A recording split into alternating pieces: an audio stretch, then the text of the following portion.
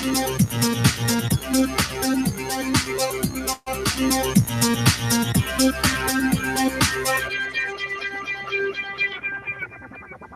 everyone, and peace of Christ to all of you. Today, our topic about things you do not know about Prophet Muhammad.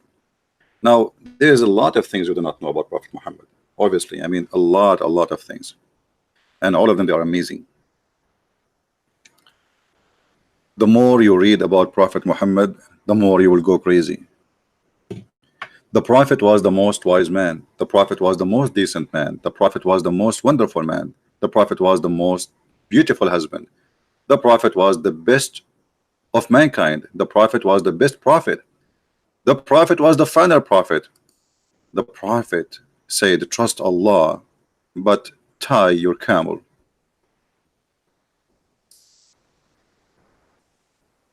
I don't know really what to say. Each time the Muslims they make articles about their prophet, I feel clearly that Muslims they are trying to say to us, worship Muhammad and tie Allah. Why they are praising too much Muhammad? If Muhammad is one of 124,000 prophet Allah he sent, why Allah himself he praised Muhammad and he forget about the rest of the prophet? Why Muhammad is the favorite to Allah? Why Allah did not send only one prophet, his name is Muhammad, and that's it? Why Allah did not keep Muhammad alive so we can keep listening and learning from his wisdom? He kept Isa, and who need Isa now? I mean, Isa is in heaven supposedly, and Allah is not sending him now. Why Muhammad he came 600 years after Isa, which is supposedly Jesus? Why between the 600 years and Muhammad Allah he was mute, strike, don't want to talk? All those stories are funny and silly and stupid. 10 things you should know about the Prophet Muhammad. Some articles they have 50 things you need to know. Some depend on the writer how long he want to make it, how shorter he want to make it. But all of them they lead us to one thing, that Muslims they tie Allah and they trust Muhammad. And how we can prove that? If we show the Muslims something written in the Quran and something said by Muhammad, which one they follow? They follow Muhammad. Why? Because Muslim they tie Allah and they trust Muhammad. In other way, Allah is the same as the camel for Muhammad, and today we can prove it very easy. But as long we are talking about a hadith mentioned by Muhammad supposedly that he said trust Allah and tie your camel, I mean I can accept this. That's okay. Well, you trust God, but you don't let things go. Don't be a fool, right? Okay. So when Muhammad Allah he sent him what is equal to a camel, but he can fly and go to the 7th heaven. His name is Al-Buraq. Allah sent him from the 7th heaven. Allah he sent this animal from the 7th heaven. So Muhammad what did tie him for what purpose? Muhammad he did tie this animal. How you tie him? Allah sent him from the 7th heaven. He did not even lose his way. This animal Al-Buraq was sent from the journey where it's coming from the galaxies, beyond the galaxies, coming to the house of Muhammad. And then this Al-Buraq, when he arrived to Muhammad, Muhammad he tied him up. Is that because you don't trust Allah? Well, Allah is the one who sent it to you. This is not a normal camel you found him in the desert, or normal donkey or a mule or a horse. This is an animal sent by Allah. You tie him for what purpose?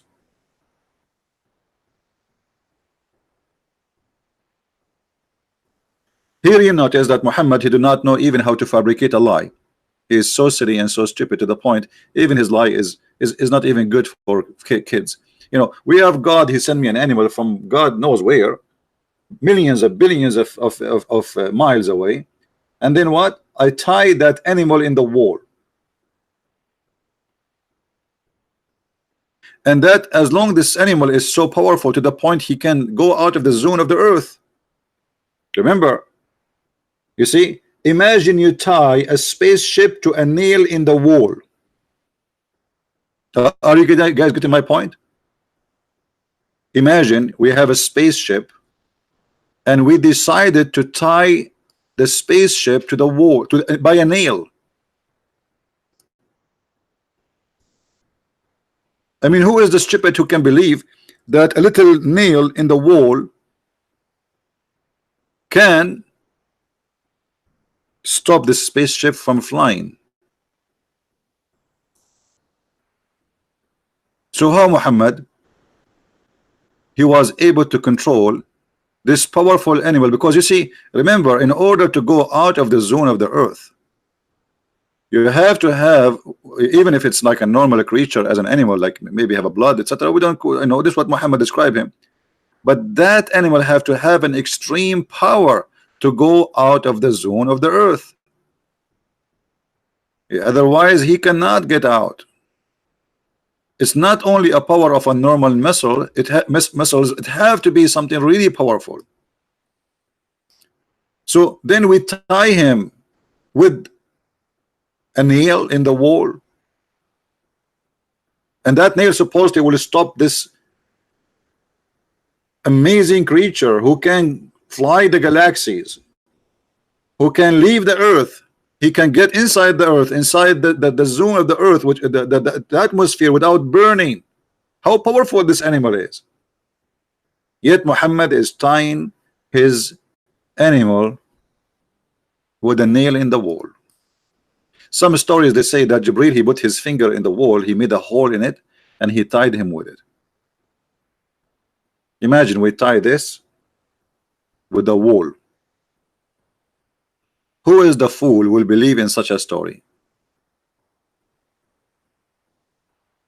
So yes, Muhammad, he said, trust Allah and tie your camel. But can we trust Muhammad and his stories in order to trust Allah? I don't think so.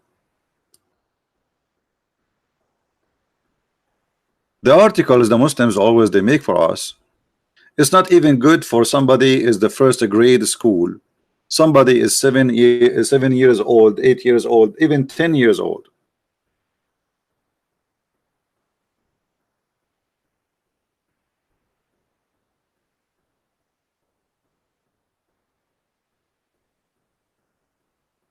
Have you seen video posted by Sani who this guy just this guy, he need to make 1,000 video about my video in order to fix what happened to him. This is what happened to Muslims. They challenge me once, then we spank them, and then they have to make 1,000 video to respond to my video. Let him try. We got him busted already. Too late. So look at this stupidity. Trust Allah, but tie your camel. All right. I'm going to tie Allah today. I'm going to tie Allah and release Muhammad. This is the Muhammad they try to present for us in their articles. Prophet Muhammad, peace be upon him. And I didn't see that peace be upon him anywhere. But I mean, Muslims, they 20 interesting facts about Prophet Muhammad. Prophet, he's a camel boy. Does that make him special because a camel boy? I mean, even this one is a fact. Okay. His wife proposed him for marriage. Okay, I don't want to talk about this. You want me to talk about this? Even the marriage of Muhammad was a fraud.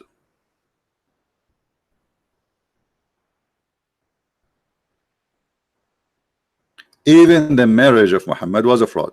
Let us get some reference so people will not say we are making things up. Khadija, she proposed to marry him according to the Muslims.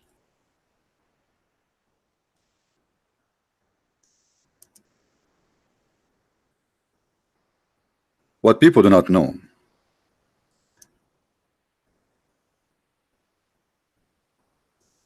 that Khadija was a lot older than Muhammad.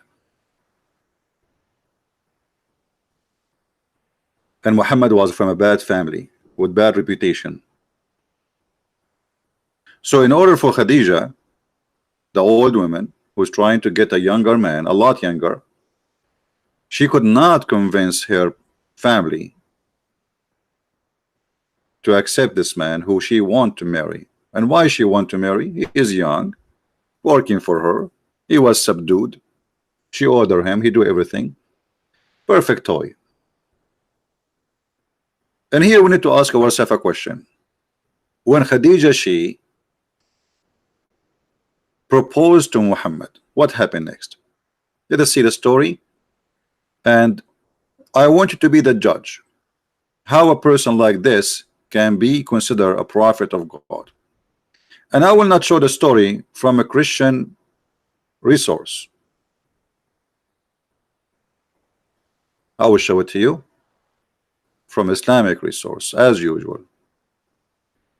This is the book of Musnad Ahmad. Let us show it on the screen. I was just picking up the reference. The book of Musnad Ahmad, Imam Ahmad. And by the way, Imam Ahmad, when the Muslim want, he is strong. His hadith is strong. When they want, he is nothing. He's stupid. When they want, it's up to the mood, you know, up to what you are showing us. If you are showing us a story like this, we will reject it. Hadith number 242846. Let us show the whole screen so everybody can read, in case there is somebody who speaks Arabic. حدثنا أبو كامل حدثنا حماد بن سلمة عن عمار عن بن أبي عمار عن ابن عباس etc. that the Prophet Rasulullah صلى الله عليه وسلم ذكر خديجة وكان أبوها يرغب أن يزوجه. أبوها, read carefully guys. Ibn Abbas reported from that the Prophet of Allah, he mentioned Khadija, and her father, he will not accept him. فصنعت طعاما وشرابا فدعت أباها وزمرا من قريش.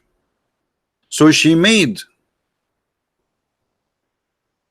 food, drink, alcohol, and she invited her father, and this is obviously, that's mean that Khadija, she is a growing, very old woman, live by herself.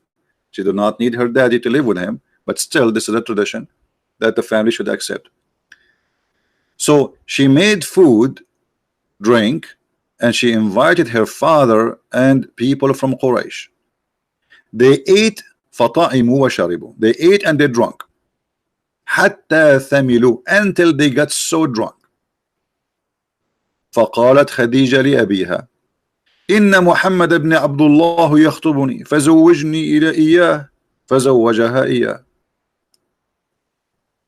Muhammad, he's asking for my hand. The guy's drunk now. I have no idea what he's saying. Muhammad, he want to marry me. Please let me marry him.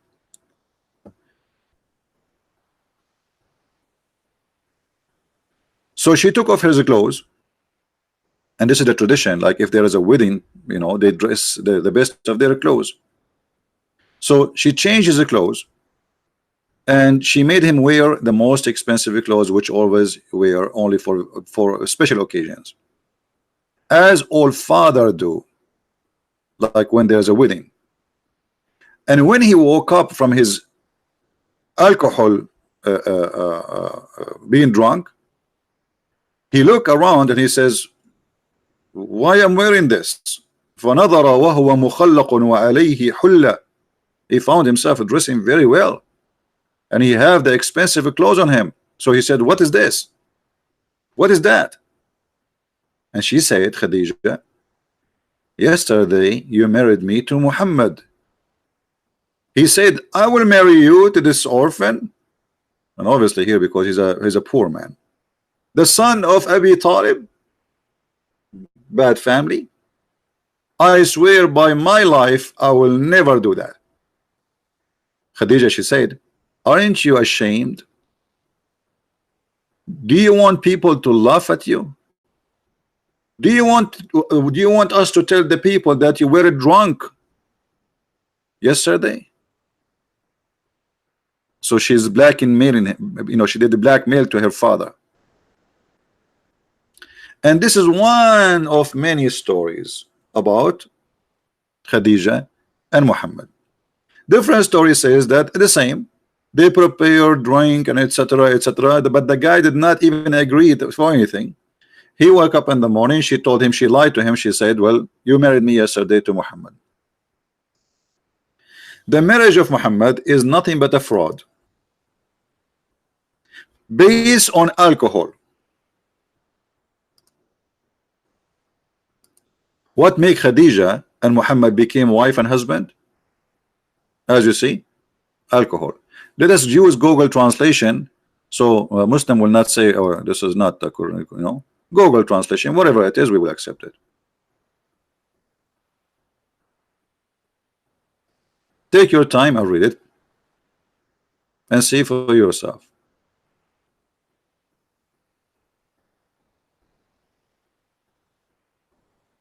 She drunk him. She made him a drunk, so he is not aware of what he's saying, what he's talking, and what's happening around. The guy, he woke up in the morning, he found himself suddenly became the father-in-law of Muhammad, and Muhammad in the bed of Khadija already. This is how Muhammad started his prophethood life, by fraud and by alcohol. Can Muslims say I'm lying?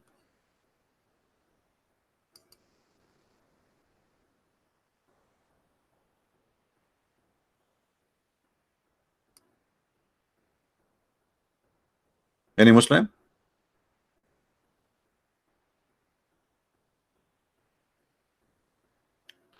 So the first thing we do not know about Muhammad, that he is willing to marry a woman, she is a lot older than him, just because she is rich. She has many husbands before him, just because she is rich. Now, by the way, I'm not against any man to marry any woman of his choice, as long as she is a woman. Who cares? I mean, this is something personal. But here, he is not marrying her for the money. I mean, for who she? He is marrying her for the money. How we can prove that? You see, if we go and check what Muhammad said, teaching wisdom to Muslims, what is the best to marry? What is the favorite style of marriage for Muhammad? Muhammad, he liked children's.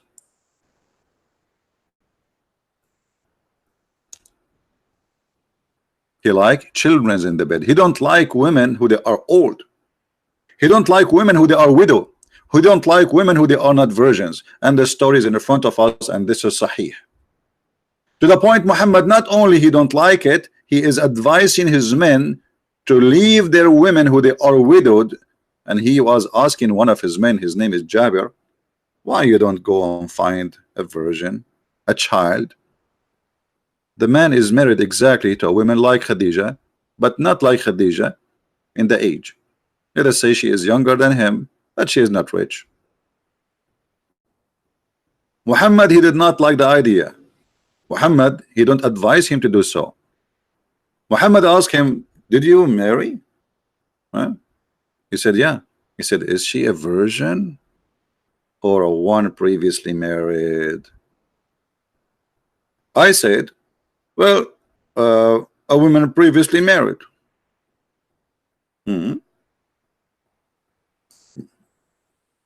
What a prophet of God should say to a man like this, who married a woman and he's happy with her? What the advice should be? Good for you, right? I wish you good luck.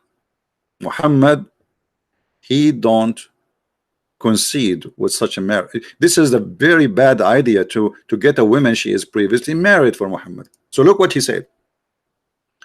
He asked him, a virgin or a one previously married?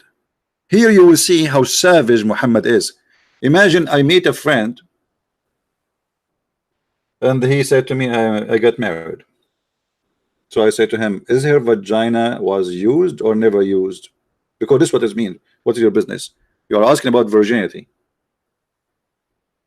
Correct?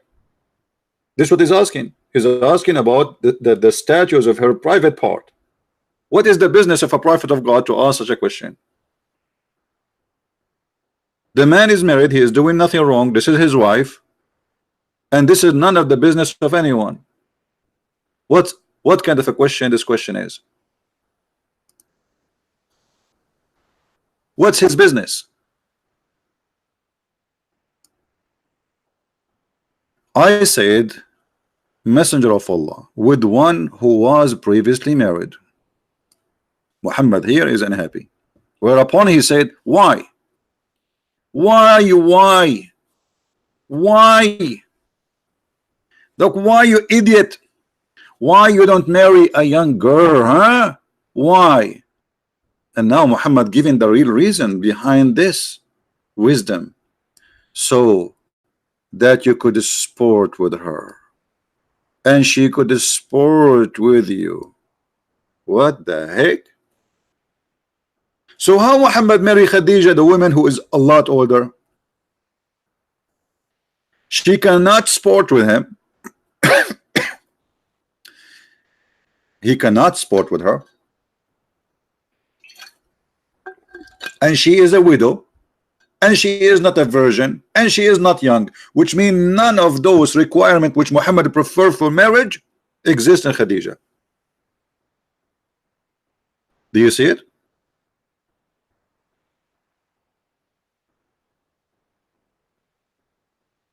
Do you see it, guys? Yeah, play with her, you know, she play with it. You see, here you see that the man, he have a mental issue. I mean, he is asking the guy to go and get a child, and what is the fun? That's fun. The children are fun, you know, you play with them. So for Muhammad, having sex with a child is fun, is not a child abuse, is not a rape, is not being perverted.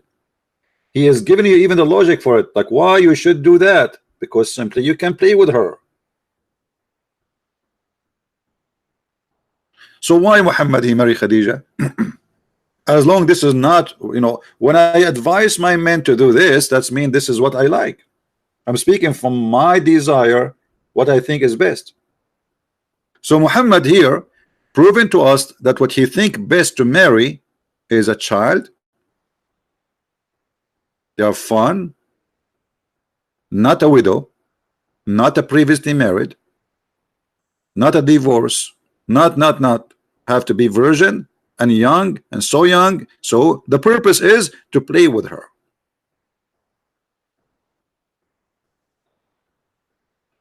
So why Muslims do not know, and why the Muslim don't tell us in their article they make that the Prophet was, number one, he was a perverted man.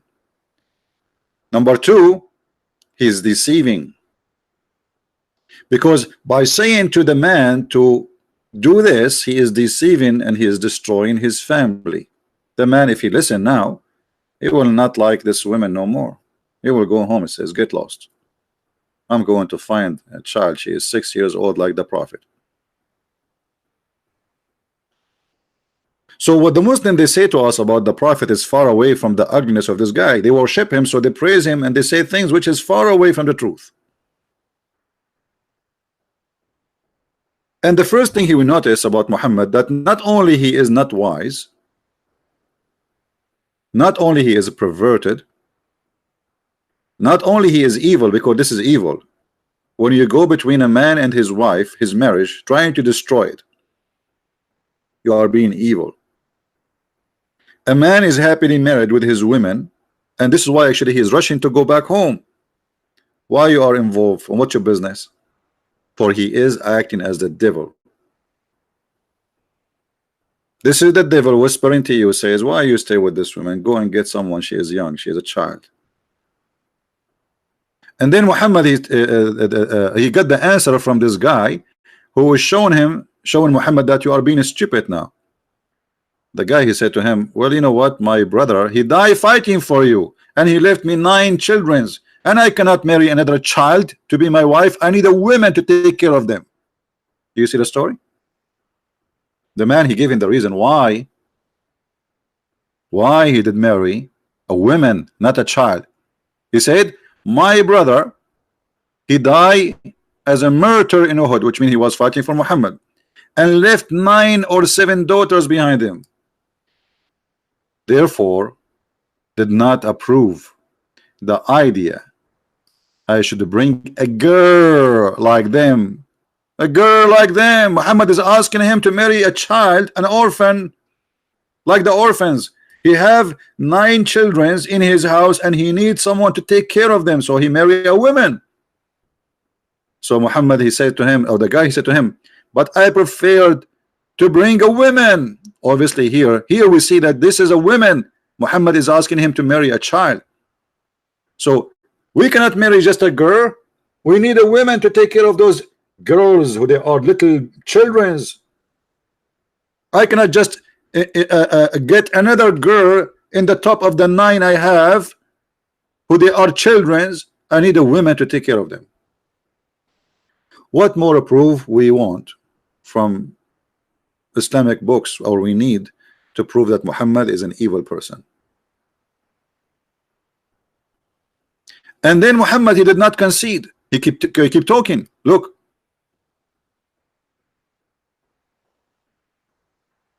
but I preferred to bring a woman who should look after them and teach them good manner. Whereupon Allah Messenger said, may Allah bless you, or he supplicate for good to be preferred, conferred to for me.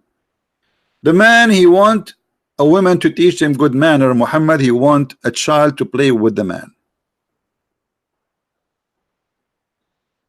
How that can be a prophet of God? Another lie about Islam and about Muhammad. Do you know that the prophet was the final prophet?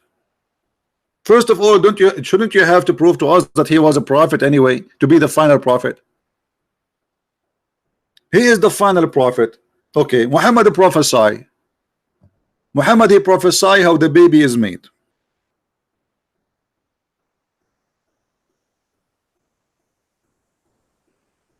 How the baby is made. This is the prophet, the final prophet, the last prophet, and this is what Allah told him, that the one who have orgasm first, the baby will resemble him. And here resembling not only mean the look, it mean male or female.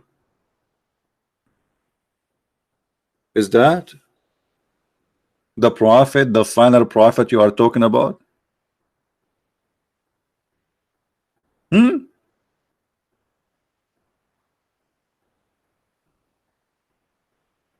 This is the prophet. So he is the final prophet, but he says stupid things. Just to show you the intelligence of a prophet of Allah, I will look for something normal so you don't die laughing.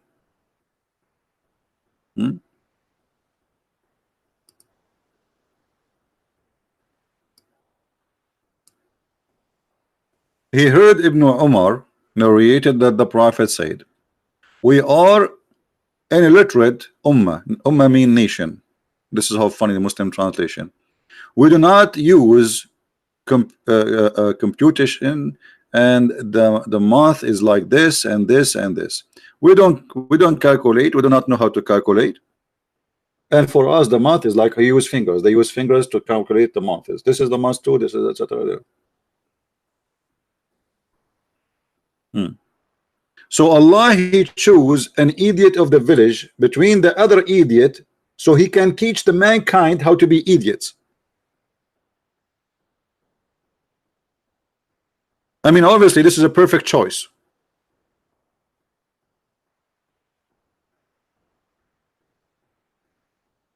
And that explains why the Quran is full of stupid things. And by the way, can the Muslims say that this is wrong? I mean, this hadith is weak? No.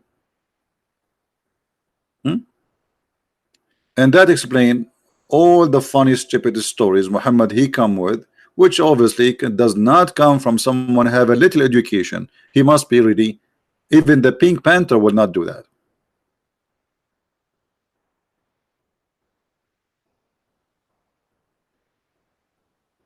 Muhammad was so smart to the point he did this.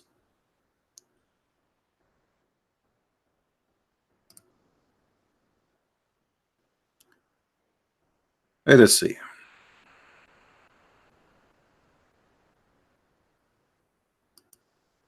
There is a hadith.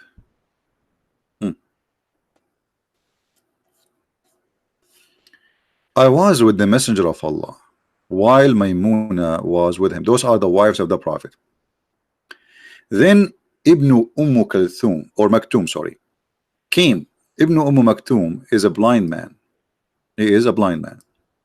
This has happened when we were ordered to observe the veil.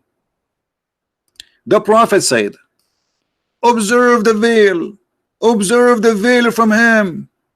We asked, oh, Messenger of Allah, but isn't he blind? Unbelievable. Genius. I mean, this is really a genius. He's asking his wives to cover themselves because a blind man coming home.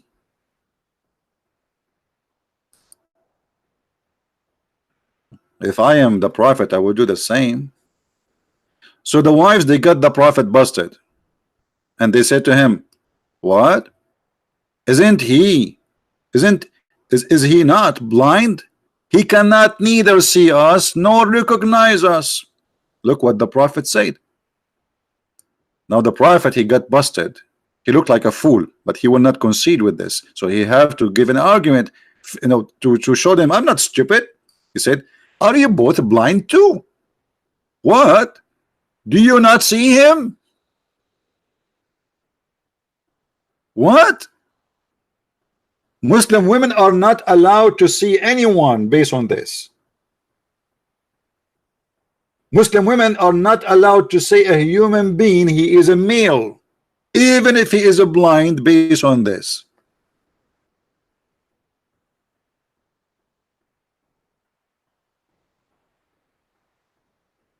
But remember, the veil is to cover in yourself, still you can see. He did not say like, he said just cover yourself, which means put extra clothes in yourself, veil yourself.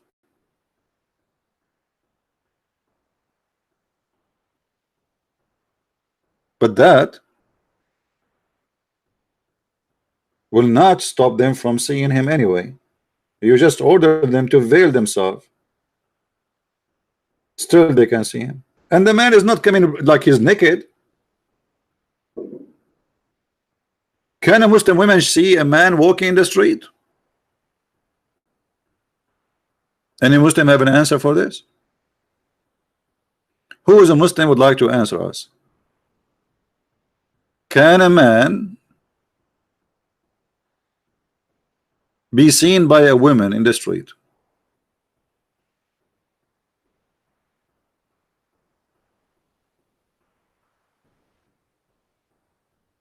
Dr.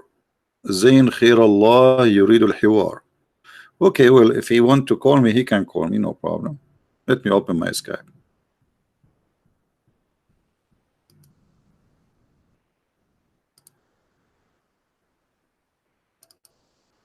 Here we go. We're Skype. We are getting in, and if he would like to call us, feel free.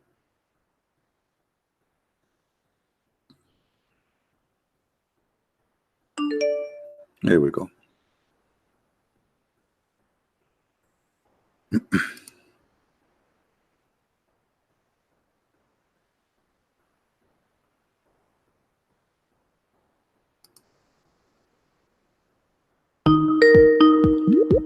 Okay, looks like we have a caller.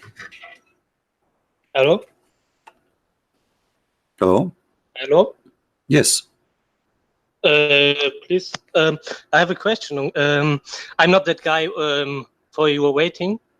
Okay. Just 2 minutes, okay? I'm not a Muslim anymore, but I live in the Western countries, and tomorrow I will meet with some Muslim people and Christian people, and we will discuss topics. And if they, also I listening to your program since 7 months, and if they say anything bad or stupid or lie, I will refute That's what the Muslims say. So I want to ask you whether you can say, show me your references, your home pages which you use, so I can show them. What do you mean home pages? For example, Sunnah.com you use for hadith, and which home pages do you use to show tafsir or translations? There's tons of but tafsir, not all of them have it in English. Like there's many. The admins, they can post for you some website we use usually. This is Muslim website, not ours. There's tafsir.com. Yeah, I know. Yeah, so can you show just the homepage which you use the most times for tafsir? I see you use altafsir.com, and for at Ibn Kathir, tafsir.com, sometime Ibn Kathir, depend. Depend which one is available in English, because English still now we have a very little number of books which is already in English. So, and Ibn Kathir, can you explain me where I can find him? But Ibn Kathir, okay, I will give you the link. But Ibn Kathir in English have nothing to do with Ibn Kathir in Arabic. They cut more than 80%, more than 80% of the real Ibn Kathir disappear. Okay, so you cannot read, you cannot depend on Ibn Kathir. Actually, I now try to open their link and it's not working, but I will post it in the link in the chat so you can have it anyway. Maybe later they have a maintenance. This is the usually I use, and that's the home pages which I can use then. This is Ibn Kathir, but now it's not working. It says service is not available, error, etc. Yeah. Okay, and which homepage do you use the most time? Also, when I don't really care. You see, for me, it's not about. For me, sometimes I need the English, so people will not say I'm making things up. So if we can't find something in English, But you always use searchtruth.com for translation, right? No, now I'm using actually the one is called Quran Wow. Quran Wow. Can you give me the link too? Then no it's problem. all what I want to ask you. No problem.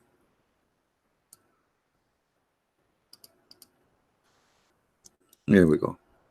Anything else, my friend? Thank you.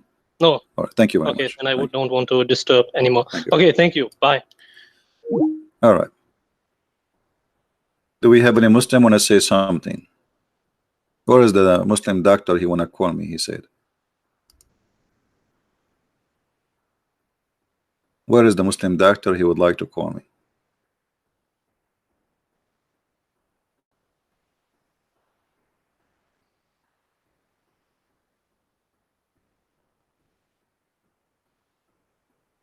I don't see him. Anyway, actually, I thought this guy is him. Yeah, I don't know, a Muslim doctor, supposedly. So, when the Muslim, they speak about things, about praising Muhammad, how amazing he is. Obviously, Muhammad is not even qualified to be, I mean, this man is weird, and he is not smart, and he's far away from being a teacher for anything. How you order your wife to veil themselves, but the guy is blind? And so what if they see him? Who is a Muslim agree that according to Islam we can order women not to see men? If this is the case, that's mean women, they cannot walk in the street because there's men in the street.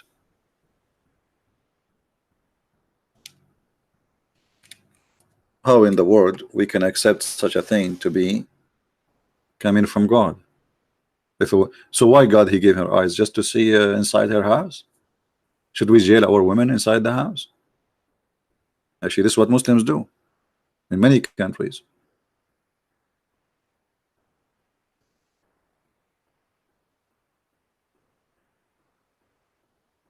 Any Muslim? Then the Muslim, they come with other lie saying that Muhammad, okay, Muhammad is illiterate. Okay, you showed us that Muhammad even cannot count.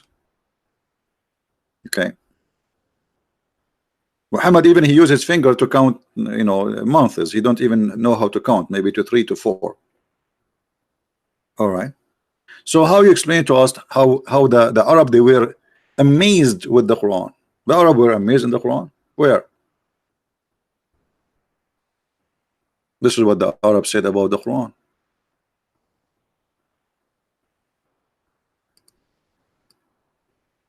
the chapter of Al-Anbiya, verse number 21.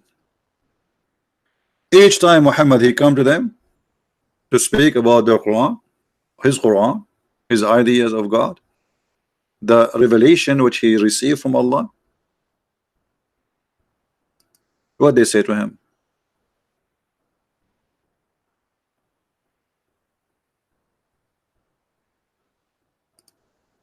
Do you see it? They say, this is nothing but stupid things. This is nothing but invented stories. This is not even a good point. What about you give us something solid as a miracle? This is nothing but this is nothing but copying from old stories from the old ancient people. We heard this before. Why you don't give us a miracle? Let him bring us just one thing of those is given to before him. So why people before him they've been given a lot of things which is amazing, and this guy he have nothing. Here we go. They heard the Quran. They are laughing at the Quran.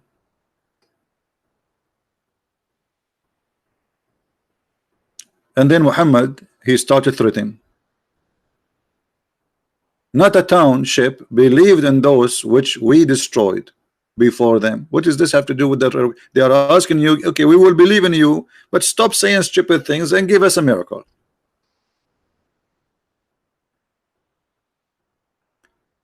And then Muhammad, he want to prove that he's right. He said to them, go and ask the Christians and the Jews. What the Christian and the Jews have to do with you? And we sent not our messenger before the others than the man whom we inspired. Ask the followers of the reminder if you know not. Okay, how you say that the kuffar, the follower of the reminder, they are corrupt, they are bad, they are liars, and now to prove yourself you say ask them.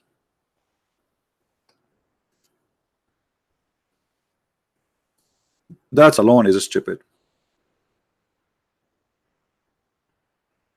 And then he continued with his madness, and he kept saying stupid things, that we gave them not bodies, but they would not eat food, nor weird, you know, so they are not immoral, they will die. So what is have? They are asking you for a proof.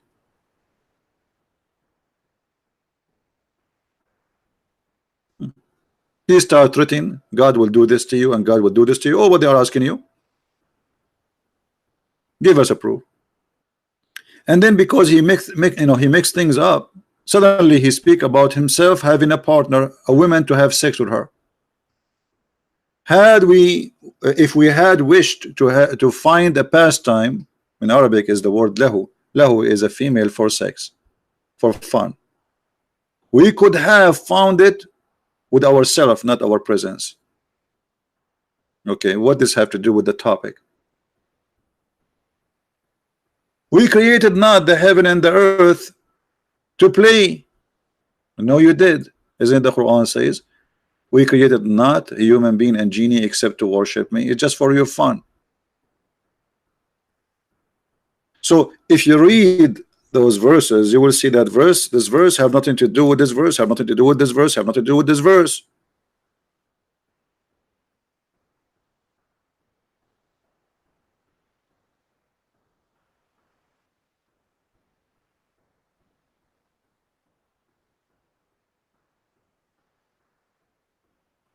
And then he said, if they are in gods beside Allah, then verily both of the heaven and the earth, both of them, they will be disordered.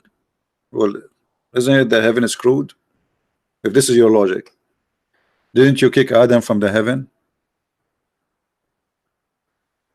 According to you, the reason if there is a problem in heaven and earth, sorry, sorry guys, I need some water. If there's a problem in heaven and earth, then obviously there's gods beside Allah, because it's out of order. Everyone do something different. Well, isn't it this is exactly what happened in the heaven of Allah? To the point he ordered the angels to bow down to Adam when he said, I'm going to create a human being. Then we see in different verses in the Quran, things is getting more stupid. Chapter 10, verse number 15.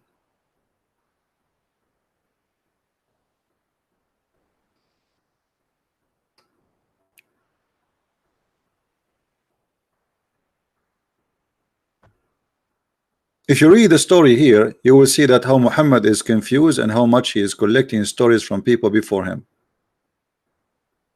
And all of it is stupid. Alif Lam Ra.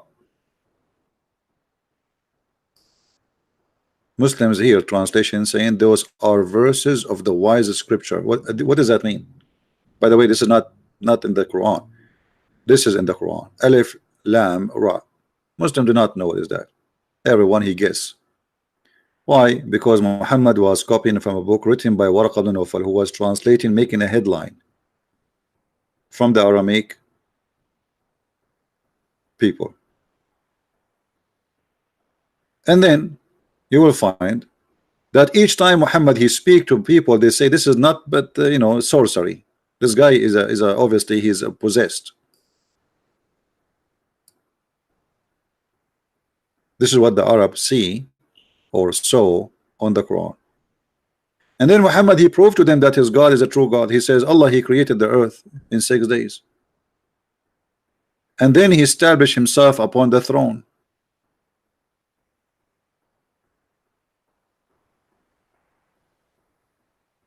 Everything created in 6 days, the heaven and the earth. But in different verse Muhammad he says different.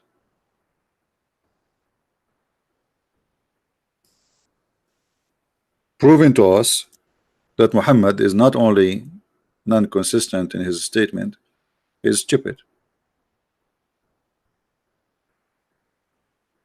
Allah created the earth and the heaven in 2 days.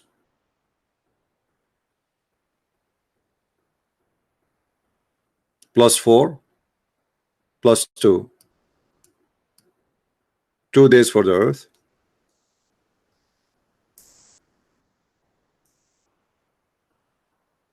Do we have any Muslim want to say anything? How this can be from God?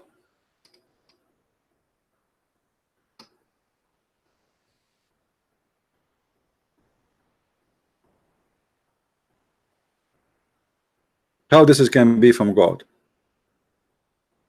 Allah has created every animal of water. Every animal created of water. By the way, it doesn't say what they claim.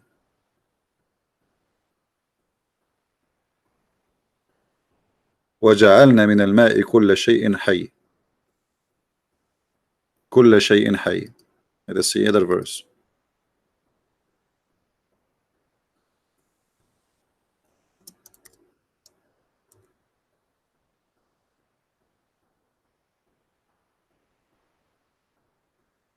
Always you have to be careful with Muslims translation.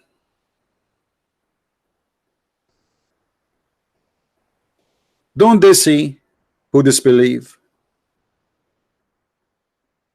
Don't they see that the heaven and the earth was one piece and then we part in them? And then the Muslim now they say to you this is the Big Bang, but this is not what the Quran saying. By the way, the Big Bang is just a theory, it's not even a fact. However, the Muslim they try to adopt anything around to make Islam as scientific. So this is what they quote for you to say the Big Bang is in the Quran, but the Quran is saying that the earth and the heaven they used to be one unit, which means there was a heaven and there was earth. And according to the Quran, Allah actually created the earth first and then he created the heaven. And then Allah he separated them, and this is stupid because we are not separated, we are inside the space, we are little tiny dust in the space. And then Allah he make a bigger popo, Muhammad he claimed, supposing now he's being smart, and we made it from every living thing of water. Remember he's talking about what is in heaven and what is in earth. But this is total contradiction to the Quran itself, because Muhammad he says that the genie are made from fire and the angels are made from light. So how they are made from light and that one made them from fire, and then we made it from water, every living thing? A total stupidity. We have placed on the earth mountains, so the earth will not shake on you. The earth is like a flying carpet, and the earth sometimes shake. So the Muslims, the Quran, claim that Allah, He placed the mountains in the top. And by the way, this is a Muslim translation, which is not right. If you change the translation or translator, sorry, right away you will see the meaning switch upside down. You cannot really trust any Islamic translation for anything. And we have placed, you see how we just changed the translator. Look how there's a difference between the first one and the second one. We have placed on earth firm mountains. So there was earth, and then Allah, He placed mountains on the earth. Who in the world want to believe in such a garbage?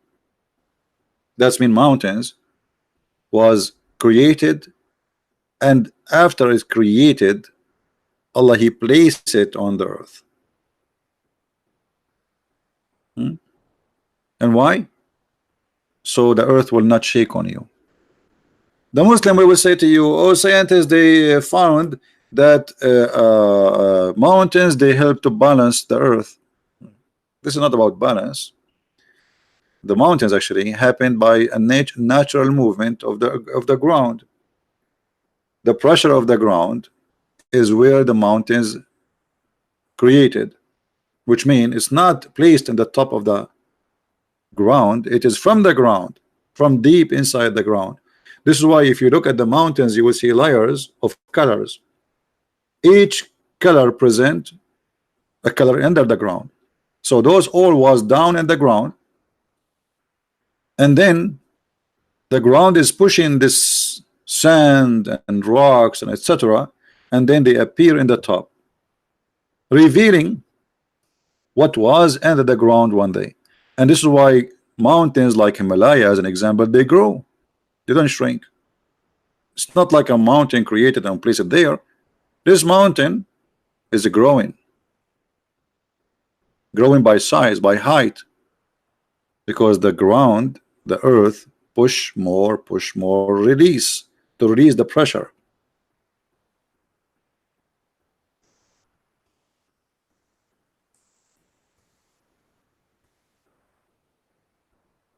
Let us see.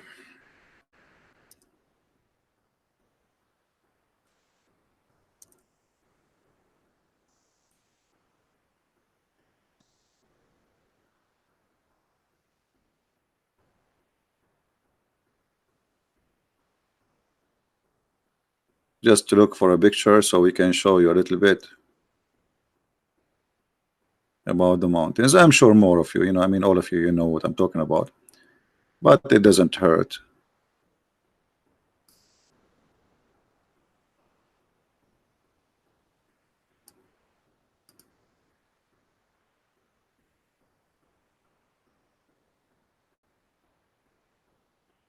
I'm just trying to find a clear picture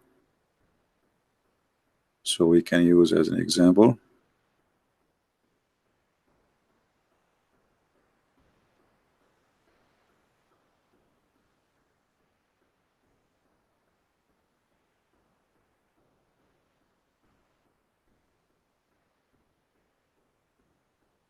You see too many pictures, and you let us see which one.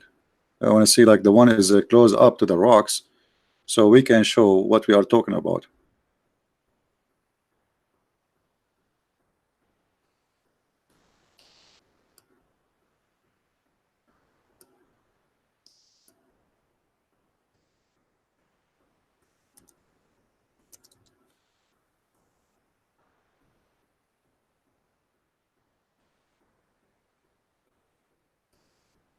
Maybe this one will do. So if you look at those rocks here, you will see that there is layers of the rocks. It's not like it was not one piece. It's not one piece where it is happened suddenly. It is the ground pushing up. This is why the top actually present the oldest part of it, and the one is connected down to the ground is the newest part of it. So the more you go down, the more new the mountain is. The more you go up, the more is going to be aging as existence. So according to the Quran, Muhammad, he tried to explain how the mountains are exist. Allah, he placed them in the top of the earth, because the old legions believe that mountains are exist because God, he made the earth flat like a carpet, and if you don't put mountains in it, the carpet will fly. It's like going to the park and putting rocks here and there in the end of the sheet. You want to sit in the floor with your family. So if we don't have those rocks, the wind will push this sheet and is going to fly. So what we notice about Muhammad, that he claimed to have knowledge, but he is an idiot. And the Muslims, they try to cover up, fabricating tons of scientific miracles, which in fact nothing but hocus and funny stuff. And the Arab, as you see, they make fun of Muhammad. They did not find Muhammad speaking science. They found Muhammad that he is an idiot. We made a video before. We showed you how Allah supposedly created the earth, and how Muhammad, he don't even remember the order of the creation between chapter 79 and chapter number 41. One chapter says Allah created the earth first and then he finished the heaven.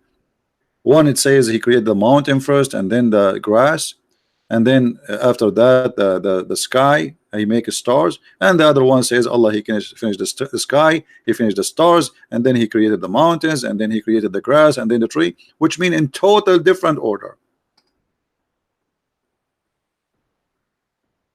So what do you not know about Muhammad? That Muhammad is always under the influence of legions and lies he heard from people around him at that time, because people, they were naive. Like what? As an example, the story of Solomon.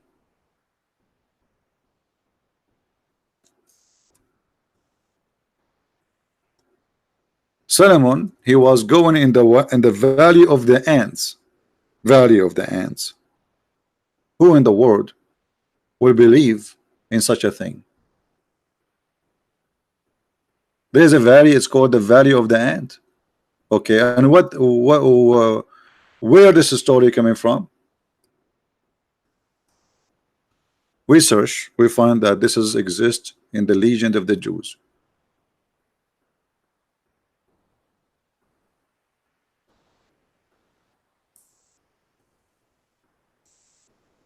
There's a chapter in the Quran, actually, it's called chapter of the ants. Suleiman, he have an army from chickens, from turkey, from a sparrow,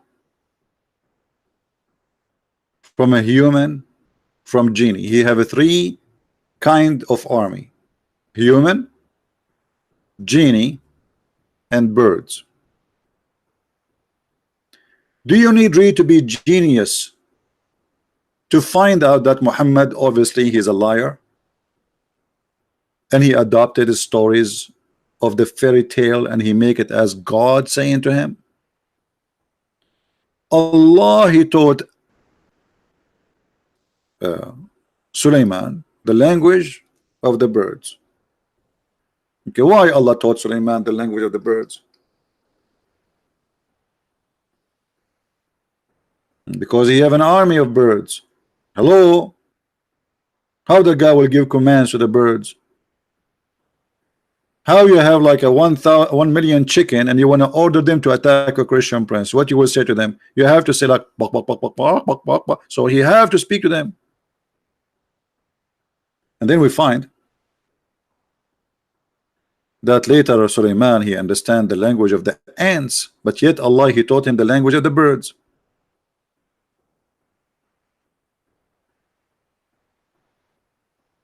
Somebody asking question: I had an argument with a Coptic. Suppose preaching against Islam is not Christian, so do nothing.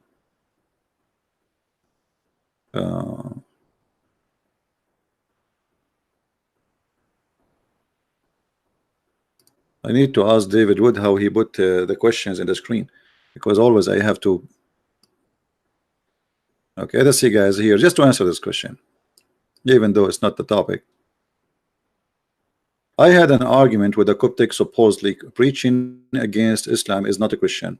So do nothing and be a victim is being a Christian. How do you empower Christians to do more? This is needed, needs to own its own vid. My friend, anyone he have his own idea, no problem. He think this is not a Christian. We'll ask him, isn't it Jesus says to the Jews? He said to the Jews, and those are Jews, they are believers in the true God, the son of vipers. Didn't he debate with the Jews? Didn't he flip the tables of the Jews in the temple? He said to him, you made the house of my father a marketplace. So those who say things like this, they are false Christians. They have nothing to do with Christianity. A true Christian, he stands for the truth. A fake Christian, he say, none of my business. No, it's your business. What he's saying to you, let more than 1 billion human being go to hell. That is not a Christianity. For us, we don't hate Muslims, we love to save them. So how the Muslim, they will know Islam is false if you don't talk about it? So you are saying to them, stay as Muslim, it's okay, it's good, you will go to heaven. Isn't it the Bible says the one who denied the Father, the Son is an Antichrist? So my friend, don't let those people fool you. They are liars and they are fake and they will go to hell. Yet they claim to be Christian. Because a Christian who don't bring people with him to heaven, or he do nothing during his lifetime to bring people to the true belief, he is a false Christian. This is why Jesus said, not everyone says to me, Lord, Lord, will enter the kingdom of my Father, but the one who do his will. So those are doing his will by saying Islam is okay. Is that the will of God? All right. So don't make people fool you or discourage you. I hear this always, by the way. Many people, they say to me, this is not a Christian, you make fun of it. So, no, this is a Christian, this is very Christian. Go and read the Bible. They are liars. And the devil always, he try to like he encourage you to do the wrong and he discourage you from doing the right. If I post right now a video in YouTube about women doing belly dancing, nobody will flag my video, right? Post a video about women shaking her ass in the front of the camera, everybody will give you a like. Nobody ever will flag your video. We make a video, we can't even keep it in the screen for 2 hours.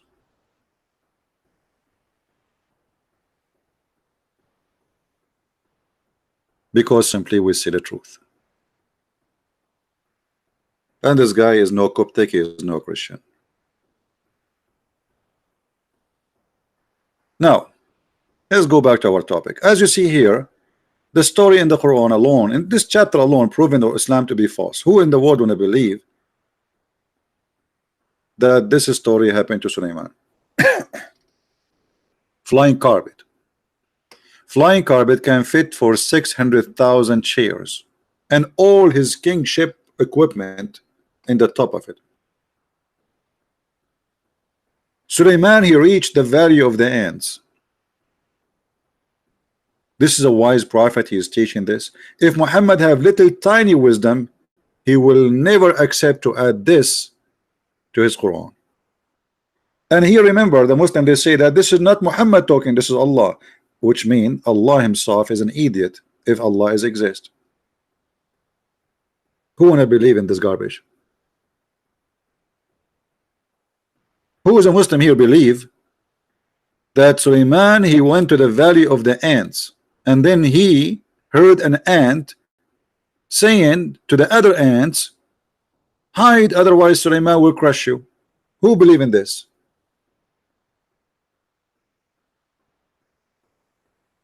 Anyone?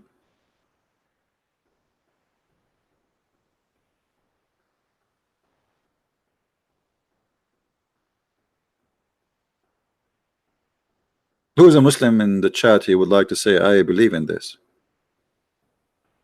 As I know, and look here, guys, by the way, this is a Muslim translation, not me. And Suleiman or Solomon, he was laughing at her speech. But ants don't talk. Ants are deaf, mute. They have no hearing. They have no ears. They do communicate either by vibration or by chemical. What he heard her speech.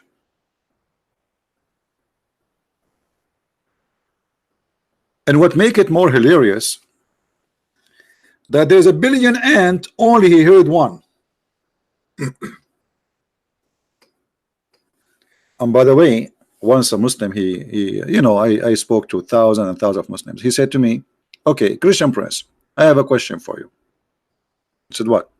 He said, does it say in Arabic here, قالت نملة, which means this Namla is a female? I said, okay, yeah. He said, do you know that science discovered that the one who warn other ants are females? I said, okay. He said, how the Quran know that? The guy, he speak Arabic. I said, Abdul, what is the word we use for a singular ant? He said, Namla. I said, okay. I said, so what do you, I just ask you, what is the word, the only word we have for ant in Arabic? If it is one ant? He said, Namla. I said, okay. He did not get it. He's so slow. Well, this is how the Arabic is. We call it Namla. It doesn't matter if it's a male or female. In Arabic, we don't have male and female Namla. Nobody look at their balls. Or what we knew, it's an insect. We call it Namla. So male or female, we call them Namla. This is not a miracle. Why do that? We have another words. Go ask any Arab. When he see an ant in the floor, he say he call it Namla. He don't look at her balls. Oh, she have a balls.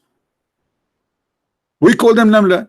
So look how they try to fabricate all the garbage there, and they try to find a scientific thing. Finally, we found science. Do you know that the one who warned is a Namla, is an ant, female? It doesn't say that, my friend. This is the word in Arabic, and this is how we use it for centuries before Islam.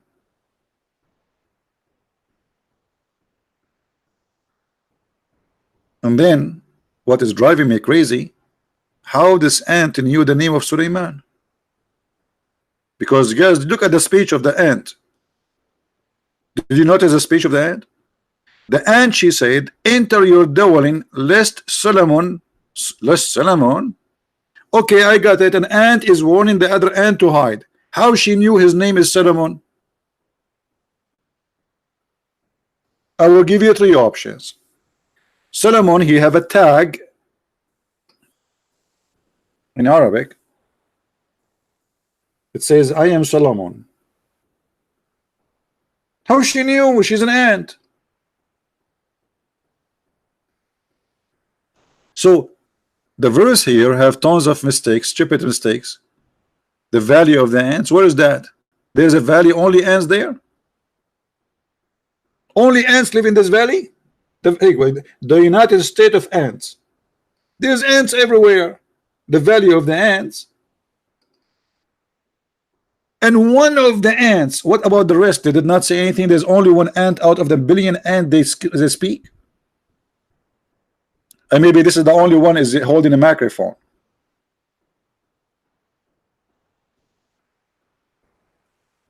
And as long as Suleiman, he can hear the sound of an ant, which is a mute, I feel sorry for Suleiman, because how many sound he hear for all the insect around him? If they are making noise, this guy, his ears must be really crazy.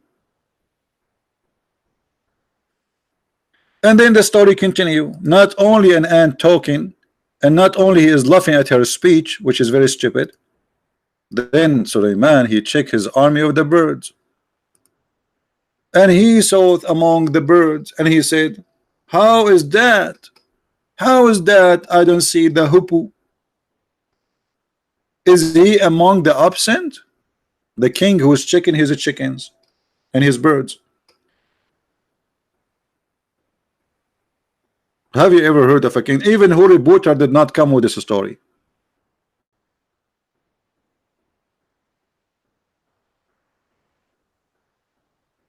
Who in the world want to believe that this is God telling us a story about a prophet? His name is Solomon.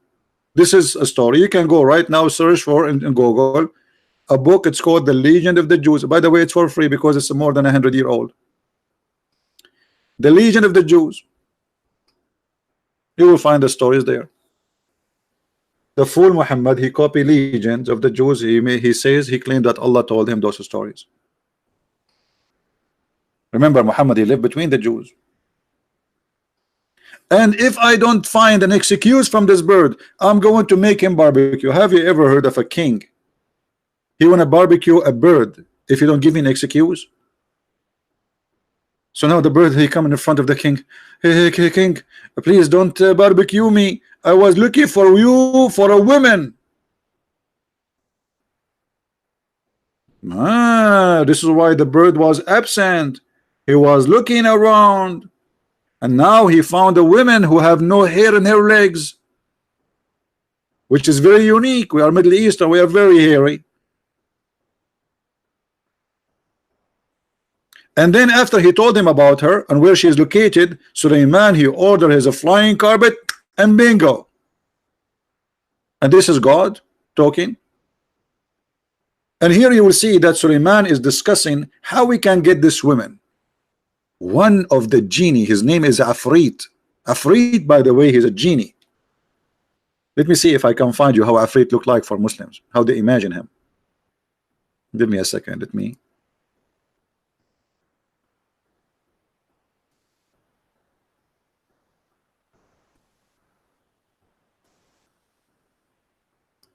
Just to show you what Afrit is.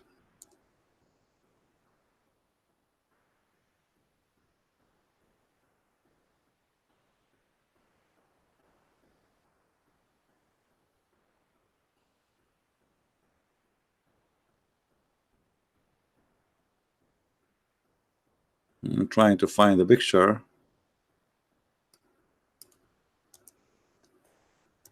Afrit is a genie, but he is a special kind of genie. He is very fast. That's why they call him Afrit. He can bring you anything you want. Yeah, this is the Afrit. I think you saw this is like in Alibaba, etc. You know, if you see the story of Alibaba, this is the Afrit. Afrit who come from inside the container or whatever. So one of the Afrit, he said to Suleiman, bingo, let me bring her to you before even you blink your eye. The Afrit says that. Yes, the Afrit, he says that. The Afrit. A very fast Afrit. Genie, he said, I will bring it to thee before you even blink your eye or even move your ass from your chair. I am very strong and I am very trusty for such a work. Who want to believe in this garbage? Suleiman sitting in his chair. He have a bird speaking to him. Afrits and genies are around. Human ministers, bird ministers, and now they are discussing how they can get this woman. So when you tell me about 10 things about your prophet, tell us that he is a crazy man to believe in those stories. Why Muhammad in his time, he did not notice that this is stupid? How idiot he is to take those stories claiming that Allah told him this.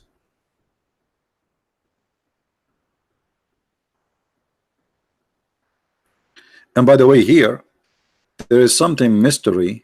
I changed the Muslim to tell me what is that. قال الذي عنده علم من الكتاب أنا آتيك به قبل أن يرتد إليك طرفك. Who is a Muslim? I tell me who is this guy.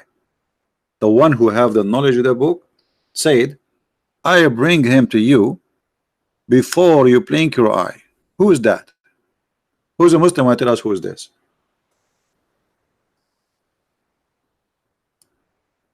Anyone?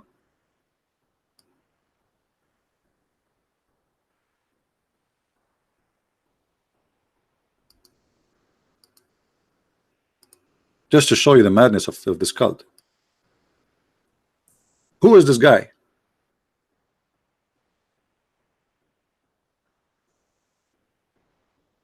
Anyone knows? Who is this guy who have the knowledge of the book? Which book? And how he can bring that woman so fast before even he blink his eyes? Who is this guy? Is he a human?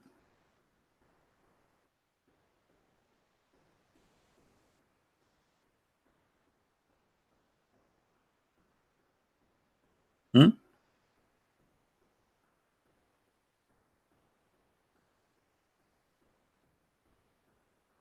I don't see any comment from the Muslims.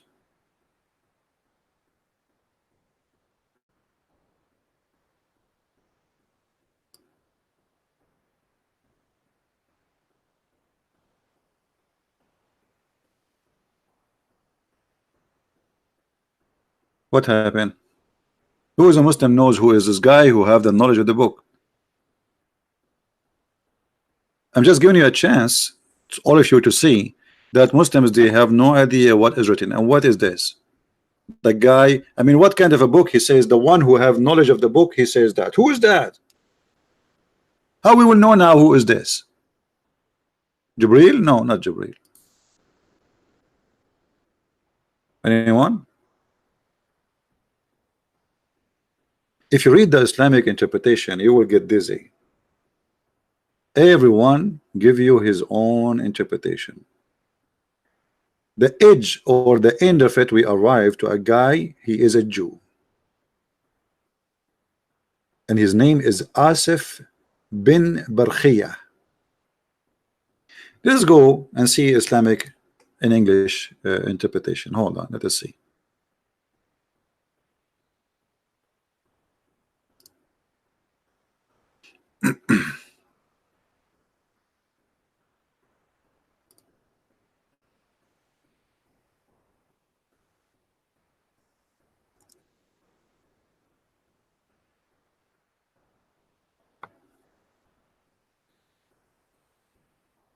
All right.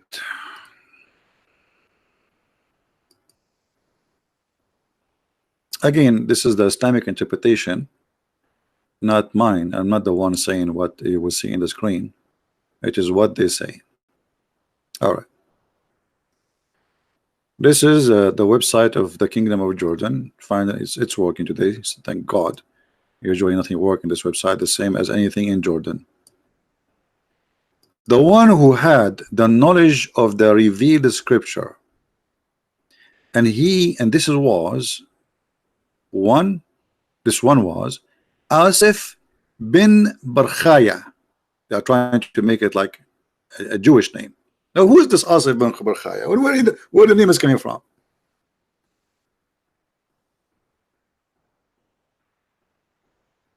And as long as he is a person who have knowledge in the book, how he can bring the women before the guy he is even blink his eye? A righteous individual with the knowledge of God, the greatest God, the greatest name. He have, guys, this guy Barkhaya is the only one who know the true name of God. So what is Allah name then? What Allah mean? I mean, look how stupid even, I mean, you go crazy when you read Islamic books. The only one who knows the great name of Allah is this man. Sulaiman, he don't know it. Muhammad do not know it. Nobody know it. This man, he know it. Okay, what is the name? No problem. Which when he invoked in supplication for something, it is immediately granted. Look at this guy. And this is how he can bring this woman so fast. He can say Allah, Allah, Allah. So if Solomon he do that, it's not going to work. If Solomon he asked Allah to bring this woman, it's not going to work. If Muhammad he prayed to Allah to forgive people, nothing happened. But this guy Barkhaya, if he invoke Allah, bingo. And this is how he can bring the women in the blink of an eye. He said, I will bring it to you before your glance return to you after you look of something. Like look at something, turn your eyes, you will find her. And then the Afrit again, the genie. So he, the Afrit, said to him, look, look, look, look, look, look, look up toward the heaven, which he did. And when his gallants returned in front of him, he found Balqis' throne placed before him. Look at what happened. The guy, Suleiman, he looked up in the sky, he looked down again, he found the throne of Balqis in the front. This is the Queen of Sheba.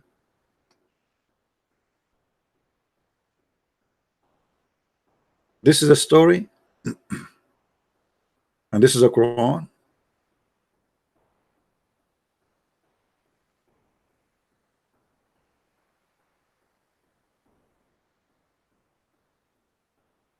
Hmm?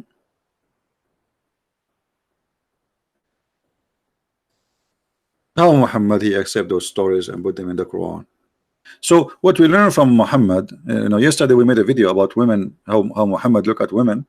He believed they are the devil. He believed they are stupid. He believed most of them they will go to hell. He believed women are not equal to man to be witness because they have half a brain. We should beat them.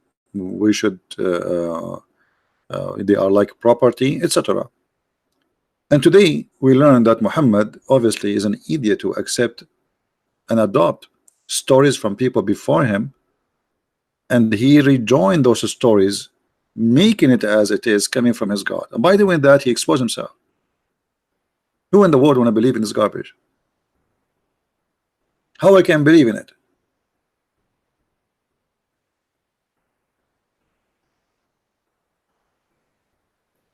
And then you will notice that Muhammad not only he adopted stories before him, he's a thief.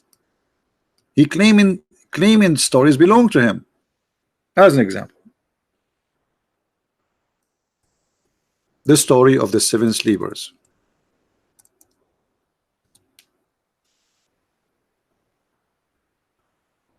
The 7 sleepers is a great example of the thief Muhammad. 7 sleepers, you can search it. It's a story written hundreds of years before Muhammad by a bishop from Syria. His name Yaqub. And this story is not real. It's a fiction story about Christians being discriminated, tortured, and because at that time they were suffering. So this author, he wrote this book as an example about the victory will come. So he told, like, it's a fiction story made for youth, even made for kids. It's not made for every adult. That have patience, we are discriminated, but we will be victorious. So the story is about a group of young Christians who've been discriminated, and they chase them to kill them. Then they hide in a cave, and God, he made them sleep, and he put an angel guarding their cave for 300 years some. And then after that, when they woke up, they found everybody around them became a Christian. This is what the story, it's a fiction story. Muhammad, he took it, he put it in the Quran, and the Christian, they were dying laughing at Muhammad doing that, because this is a fiction story. And not only Muhammad, he put it in the Quran, Muhammad the idiot, because he was trying to copy the story from others. You will see here in Arabic, it says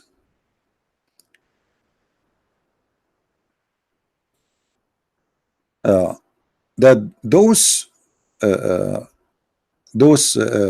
guys, they have with them, it says وَكَلْبَهُمْ. Kalbahum in Arabic mean dog, but all of us, we knew that in Islam dogs are dirty, they are najis. Actually, if you keep a dog, Allah take from your deed, you go to hell. So how the dog appear in this story, and he is the one who's guarding them? The fact is, in the Aramaic, it is kali'ahum, from the word kala'a, which means the one who, their provider, the protector. So the story in the Christian book is as a following. Those guys, they were hidden in a cave, and there is an angel who opened his arm, basitun zira'ihi. He opened his 2 arms. Have you ever heard of a dog he have 2 arms? Since when? And look at the Muslim translation to cover the stupidity. Look what they say here. And their dog is stretching out his paws. This doesn't say that. Change the translator. It says arms. Arms.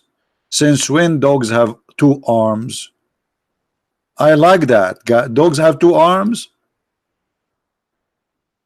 You see the translation? False. It is two arms, but the Muslim trying to hide what the Quran is saying, because how we can explain how the Quran have, how it says he have two arms. Look, all the translations saying the same here. We will keep changing until we find one of them is truthful.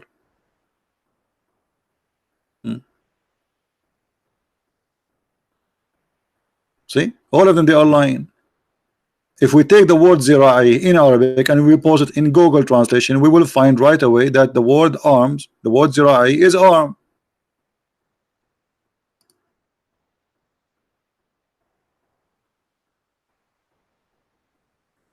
That bada in Surah 68 verse 13 does not mean after. Bada. Okay, we will go there after we finish this. You see all the translations saying they are stretching or stretching, but the fact in Arabic it says zira'i. Why? Because Muhammad, he did not understand in Arabic, the Aramaic language. He thought this is kalbahum, which means their dog. However, this is a fiction story. Muhammad, he took it, he put it in the Quran, and you will see how silly the Quran is by reading this verse alone. Some people, they say, speaking about those seven sleepers, so the people will say now, they are three and their dog is now is the fourth, and some they say they are five and their dog is six, and some they say they are seven and their dog is number eight. I mean, what this is? Just tell us their number. And then the answer what? Say, Muhammad, only my Lord know their number. So what is the number? What the point of saying some they say they are three and their dog is number four? Some they say they are four and their dog is number five. Some they say number six and their dog is number seven. Some they say they are seven and their dog is number eight. Give us the number, man. What okay, obviously this guy, he do not know. They ask him, okay, how many they are? Because Muhammad is a liar. Each time he tell the story, he tell it differently. He's not sure really what the number is. So they are asking him, okay, what is the number? And he was afraid to give the number because it's going to get busted. So he said, some they say this, some they say that, some they say that, and Allah only knows. And not only that, look how silly. My Lord knows their number. No one know them except a few. You just said no one know them except a few, and my Lord know the number. So what the number? You just said only few knows.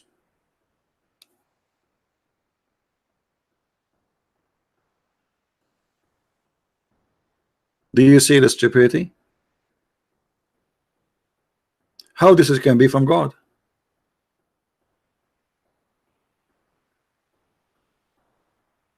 Now, somebody about chapter 68, verse number 13, he says, does not mean after. All right. Let us go to the Quran, chapter 68.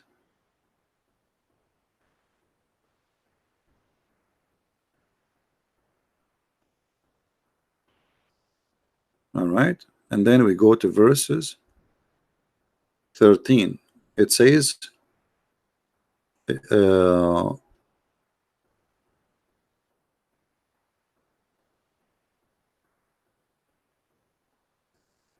I don't know really what the question is here. Does not mean after, ba'da.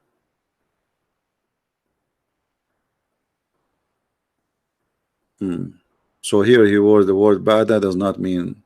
Okay, well, change the translator. You will find right away that the word, I mean, this is silly. When a Muslim he says the word ba'da, okay, let us find different verse using the word ba'da.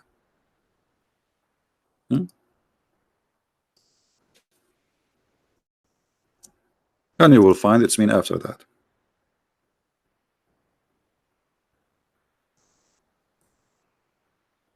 I mean, this is a basics Arabic. Who in the world when saying such a statement? The one who is saying that to you, he must be stupid.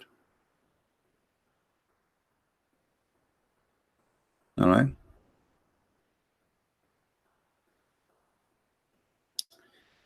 Uh, if we go to this verse,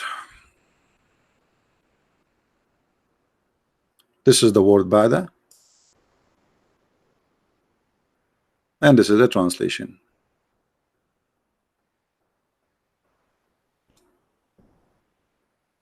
And here, by the way, is a mistake in the Quran in this chapter, it's chapter 79, because the verses here is speaking that Allah, He created the heaven,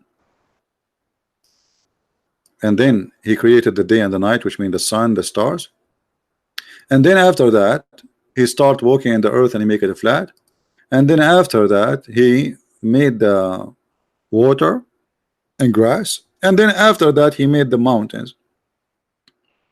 But this is totally different from the chapter 41, where it says totally the opposite. You can check it out.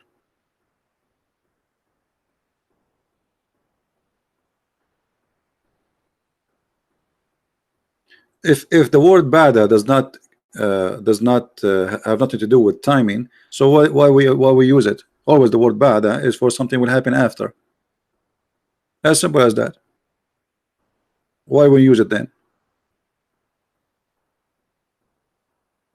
Muslims sometimes I feel sorry for them. I mean, put yourself in their shoes. You show them all this madness, and then you ask him to defend. What he will say? You have to come with all excuses. The first one he was trying to say, he would say, you don't speak Arabic. If you remember the debate with me, Mimi Hijab and David Wood, he started making fun of David Wood. Why? Because he didn't speak Arabic. But the fact David Wood, who don't speak Arabic, was saying the truth, and Mimi Hijab, who speak Arabic, was lying. So the first thing they try to use against you, you don't know Arabic. Okay, I speak Arabic. Prove me wrong. And this is why always they try to speak to somebody who don't speak Arabic, so they can play with the meaning translation, because most of the answers is based on false translations.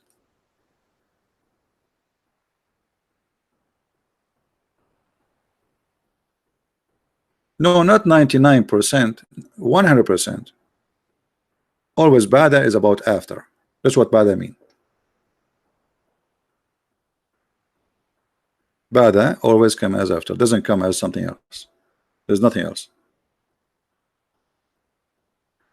Until now, we don't have any Muslim really trying to contact me. He wanna call me.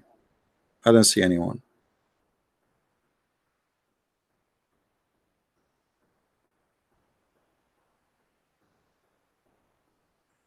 Anyone?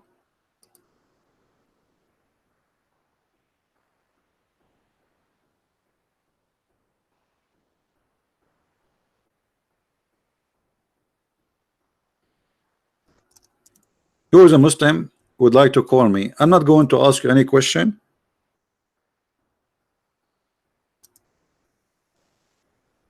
You call me and you tell me anything good about Islam. Anything.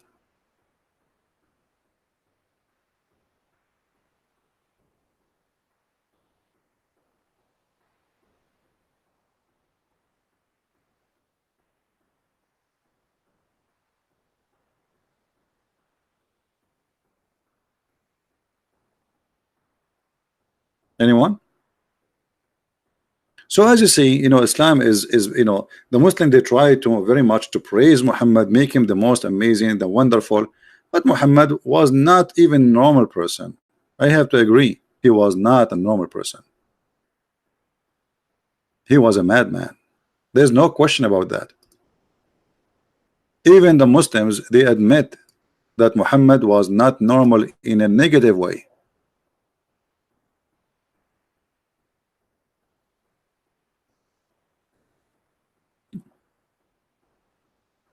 If I say to you, there is somebody he tried many times to commit suicide, what you would say?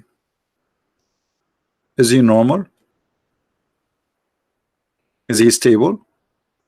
Is committing suicide, trying to kill yourself, is a sign of somebody stable?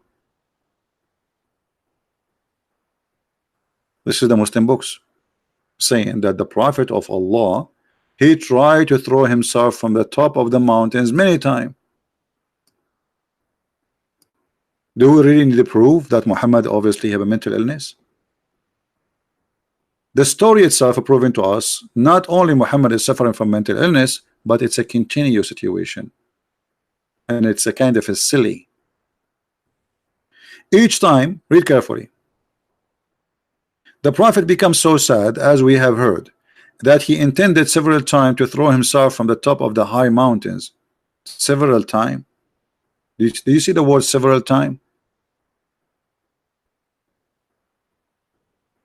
Why Muhammad trying to kill himself several times?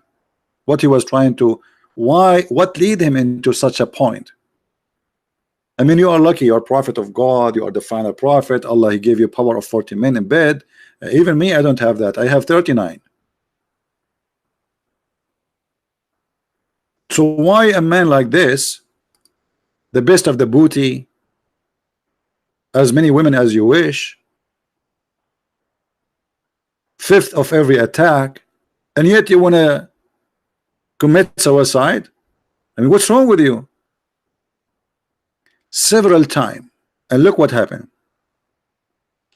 Each time Muhammad, he tried to commit suicide, what happened? This is Muhammad's story, remember, because he is all alone there. And every time he went up to the top of the mountain in order to throw himself down, Jibreel, again Jibreel, here we go, Jibreel is coming. Jibreel would appear before him and say, oh Muhammad, you are indeed Allah messenger. Okay, so what the reason Muhammad want to kill himself? Muhammad don't believe he's a messenger. Do you see it?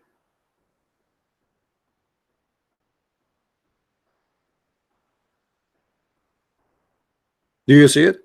So the reason is for Muhammad to try to commit suicide that he himself do not believe he's a prophet. If you're a prophet, try to kill himself because he think he's a crazy and he is not a messenger. Why you are asking us to believe in him? And then after Jibreel, he says to him, you are truly a messenger of Allah. What will happen? Read carefully. Whereupon this, his heart would become quiet, and he would calm down and would return home. Wonderful. Just he told him, you are truly indeed a messenger of Allah. Muhammad, he cooled down. He was like, leave me alone, I want to kill myself, don't hold me, stop touching me, I want to jump. And Jibreel, he says, Prophet, just stop, indeed you are a messenger of Allah. And the Prophet, he look at him, really? Yes, you can ask even the Pink Panther. Okay, so you think really I'm prophet of Allah? Absolutely, look at you. Have you ever seen a prophet of Allah? Isn't it crazy? You are just one of them. Okay, you make sense here. Okay, I'm going to go home. He go home. Second day in the morning, he wake up. Muhammad, he go up in the top of the mountain again. He climbed the mountain, and whenever the period of the coming inspiration used to become long, he would do as before. Like, what the heck with this guy?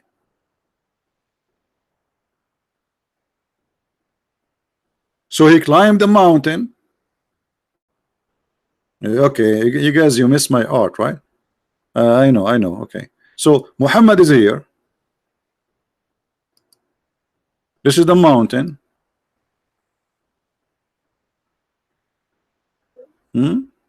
This is the mountain, and Muhammad, he climbed the mountain. Muslims, it's okay if we say Muhammad, brother, without saying Allah pray on him?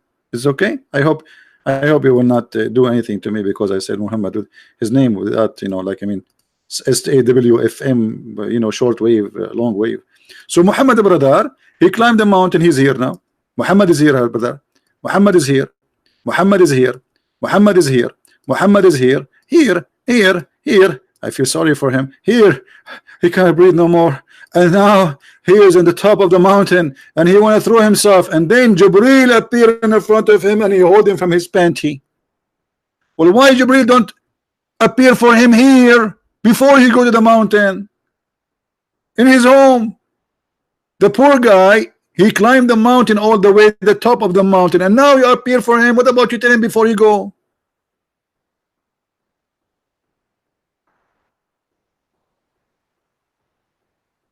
Don't you think it's too late? Why you don't stop in the front of the door of the house? You know what he's going to do. Tell him, Habibi Muhammad, you are a prophet Muhammad. And the prophet will look at you and says, thank you, he told me before, because I was going to throw myself from the top of the mountain. You believe it? Habibi Muhammad, don't do that, Muhammad. Here we go. I told you before you go to the mountain, you climb all the way. I think Muhammad was trying to lose weight. So he do hiking, and God knows how hard it is to climb a mountain. And then when he arrived in the top, Muhammad, he said, Jibreel said to him, Habibi Muhammad, don't do that, Muhammad. Muhammad, he says to him, leave me alone. Leave Brittany alone. I want to commit suicide. I'm sick of this life. I hate myself. Muhammad, Habibi, don't do that, Muhammad. You cannot even jump anyway, Muhammad. I'm holding you from your belly button. You cannot do it. Leave me alone. I want to commit suicide. I hate myself. I'm not a prophet. And then the angel, he says to him, as same as before, he says to him, truly, truly, you are a prophet. And this is how you convince him as a prophet, just by saying to him, truly, truly, you are a prophet. I mean, how easy it is. You say to a guy, truly, truly, you are a prophet. He became like, okay, I am a prophet. Okay, I believe you. A second ago, he was going to kill himself. A second after, just because you said to him, indeed, you are a prophet, right away he said, okay. Okay, why you don't remember that yesterday you told him the same? Why second day is doing it? So either you have to admit that Muhammad is a madman, stupid, or he is fabricating the story. You tell me which one. Master Harun, you want to call me? Call me. Who's holding you? Do you need invitation? Any Muslim can call me. You are welcome.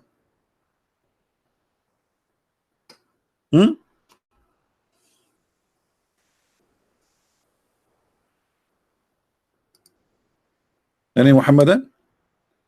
What do you think? So what the Muslim don't tell you, that Muhammad, obviously, additional to all the madness we showed you, he have a mental illness. We mentioned to you many times before that Muhammad, even he imagined himself doing things, but in fact he never did. And the Muslim explained that by saying he was bewitched. But the bewitching thing is always an excuse for the Arab because the Arab, they don't know what's happening. When somebody have a mental illness, they can explain, so especially like in suddenly he go like crazy, like he's acting normally during the daytime, and then suddenly something happened, he freak out. So they say once the prophet was bewitched, so that he began to imagine that he had done a thing which in fact he did not. Okay, how we can trust Muhammad that he saw an angel? The guy he imagined, as you see, you Muslim, you say our prophet was a bewitched prophet. Well, nice to meet you, Mr. Bewitched. A prophet who was bewitched.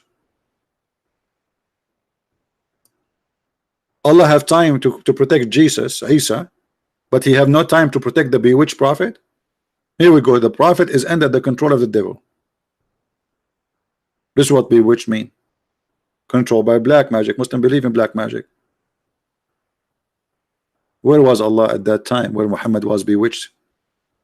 He was weak, taking a nap, vacation. And not only he was bewitched and he imagined things, even his sex was fake. Even that is like was very tough on him, to the point even his sexual life was fake. So how we can trust him?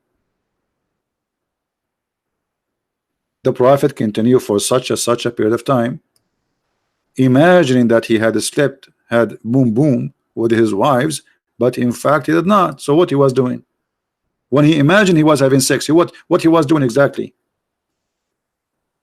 Eating falafel? How we can trust a guy like this?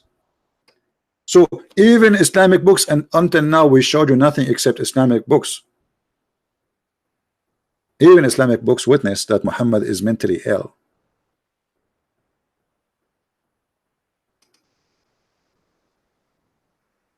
The Arab, they call Muhammad crazy too. But here you see, I can say to somebody crazy, and it doesn't mean really he is. But all those things you added together with calling somebody crazy, it makes sense he's a crazy.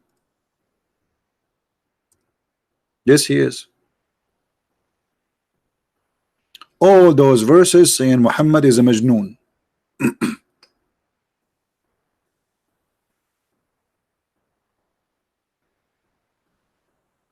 Do you see it? This the Arab, they did not find it amazing. They found this guy is a crazy man.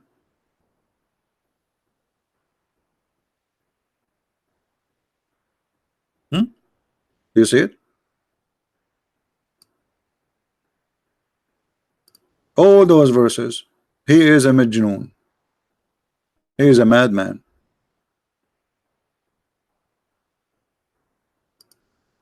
This was the opinion of the Arab on Muhammad.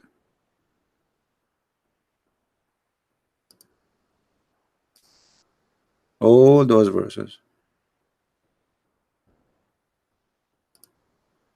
Nobody saw him as a wise man. Nobody saw him as a decent, stable man.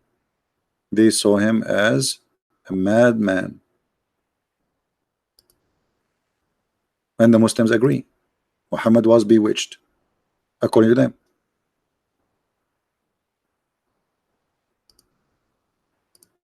And look how many times. And Allah, he wanted to support Muhammad. He said to him, you know what? You are not crazy. Allah saying to Muhammad, you aren't crazy. But the man who tried to commit himself, suicide himself, he cannot be a normal. Hmm? People they call Noah Majnoon before. So Muhammad, don't you are not our first one. Even Noah they call him Majnoon. But Noah did not try to commit suicide.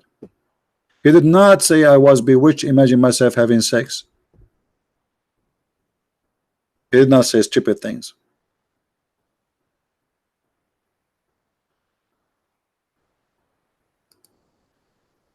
What the Arab they say when they see Muhammad reciting Quran?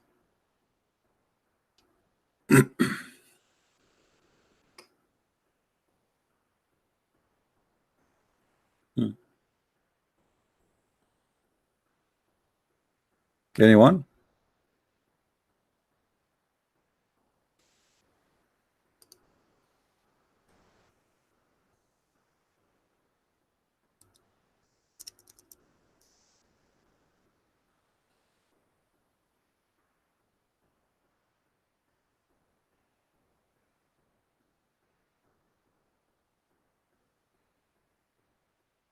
Any Muslim?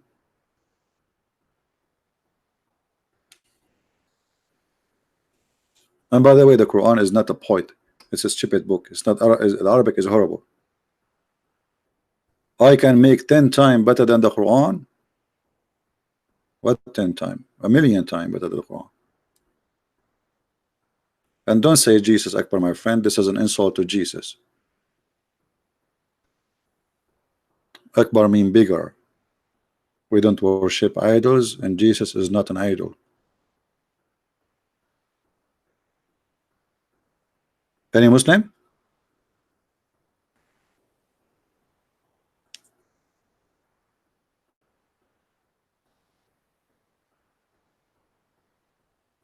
So what Muslim they say to us about Muhammad was those articles? Obviously they are wrong, false. Muhammad was weird man. Muhammad was sometimes, you know, even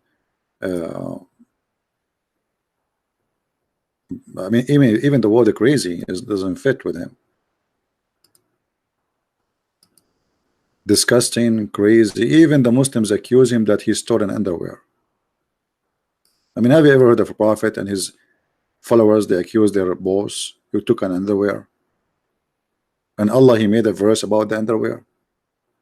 Allah himself make a verse about the underwear, and what the verse saying? He did not take the underwear. Okay, what about you? Tell us where's the underwear? So imagine you are the head of the universe, and somebody accuse your prophet that he stole piece of clothing, and then you say to them he is not the one who took it. Okay, who is the one who took it? You are Allah. You are the one who knows. Obviously it's Muhammad who took it. So you send a message from the 7 galaxies saying to us Muhammad did not take it. Okay, what about you? Tell us who took it. Until now it's missing.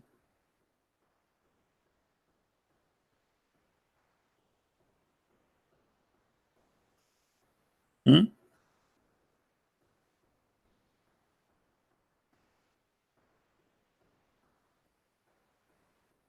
You know, for Allah to make Muhammad clear from this crime, he just say, okay, the guy who took it, his name is etc.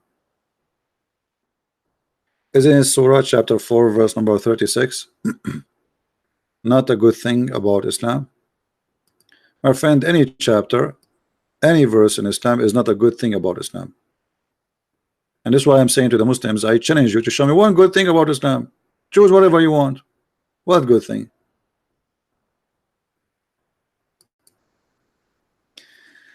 And serve Allah, ascribe nothing as partner into him, and show kindness to your parents. Muhammad saying show kindness to your parents. So what we would do with the chapter 9 verse 23?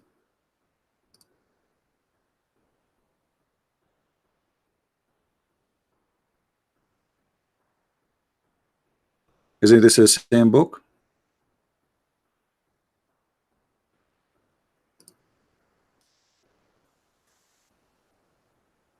We cannot take your father as a friend. How we show kindness? By not taking them as a friends. They are your enemy.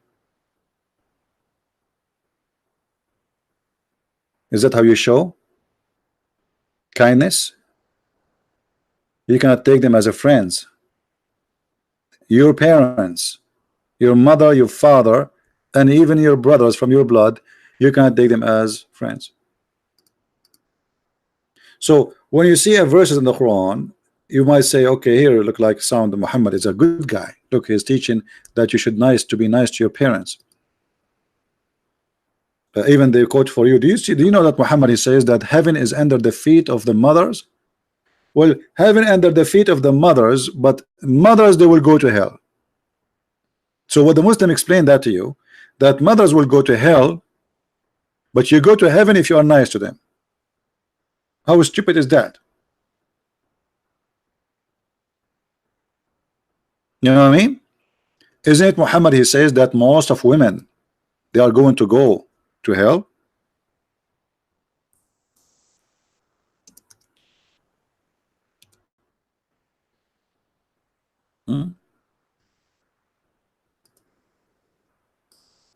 Are we making things up? Those are the mothers. Muhammad, he saw that most of people in hellfire are women. And Muhammad, he accused them that they have deficiency in their brain. This is why they will go to hell, which is showing us again that Muhammad is stupid, man. Because if I have deficiency in my mind, that should not be a reason to go to hell. God is all mighty, all justice. So he will judge you by your ability. So if those women, they have deficiency in their mind, how that can be a reason to go to hell? Deficiency, you see, if you have a defect, is a defect by the maker who make you, not by you. It's not me. Let's say I am born and I have a problem in my head. Okay. Is God going to punish me the same as somebody he have a brain? No, that's not fair. Muhammad claimed that because women, they have a lack, they have a deficiency in their brain, that is the reason they will go to hell.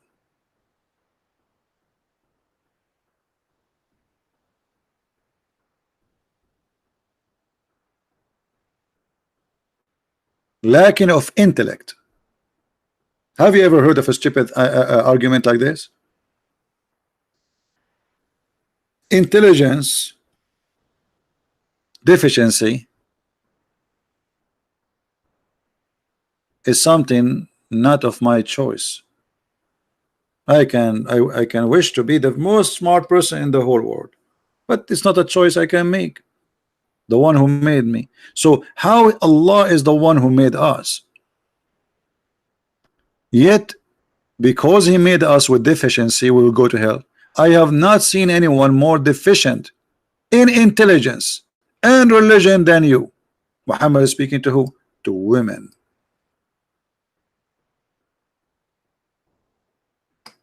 So because women, they have deficiency in their intelligence, they will go to hell. Muhammad is supposedly now he is smarter. He proved to us how women they have deficiency not only in intelligence, even in religion. Intelligence proven that women they are not equal to be witness as a one man in Islam. Two women equal to one man, and only they can witness in the case of borrowing money only. And what is deficiency in their religion? They have their period. Look at this stupid.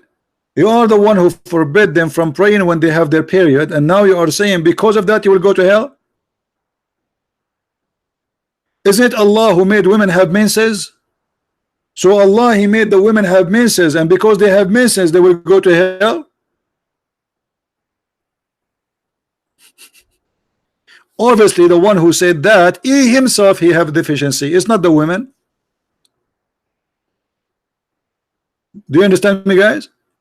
The one who said such a stupid statement, he himself is the one have deficiency, not the women.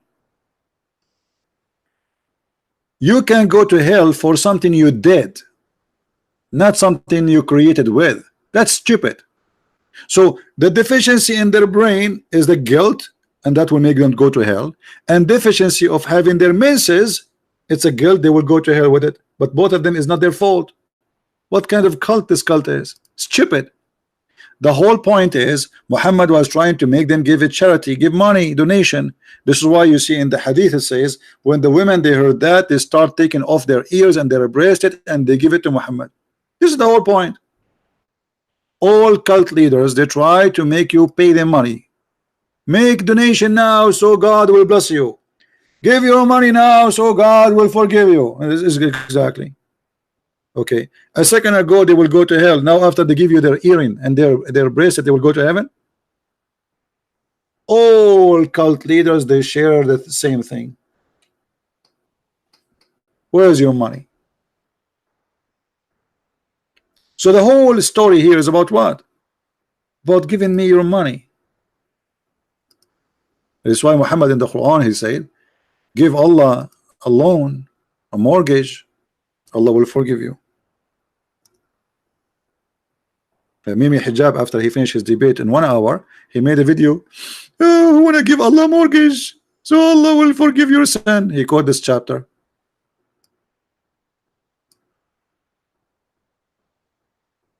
He said to himself, I just finished the debate, the Muslim they like it, which is obviously hilarious, and now it's time to get the money. Not even an hour after he made the video saying, if you lend into Allah a good loan, he would double it for you and forgive you. Why if you give Allah, why if you give Muhammad money, who Allah will take the money? Muhammad. Okay, why if we give money to Muhammad, Allah will forgive me? Explain to us. Just give you money and forgiven, and not only that, Allah will double it to me. Double it where?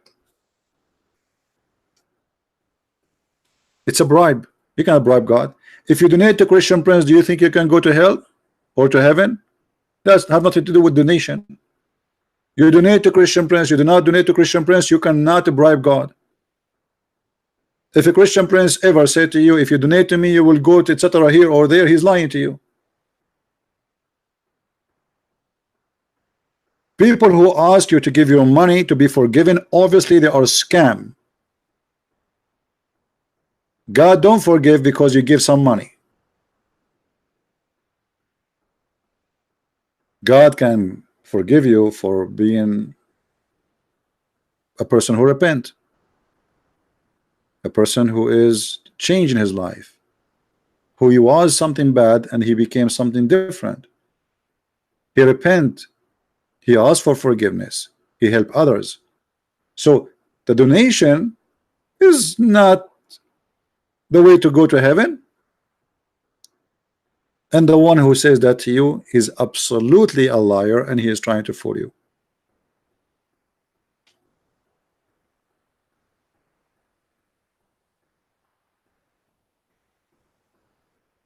You know the Messiah, if you read all what the Messiah did, he raised people from death. He healed all kind of illness. He never took a penny. And here when I say he never took, he never asked. He never say, if you pay me, I forgive you. And supposedly, remember, we are talking about the Messiah who we believe is God. While the God of Muhammad asked him, begging for money, claiming that if you give him money, it's a loan, he will forgive you. The Messiah, he was saying totally the opposite about money.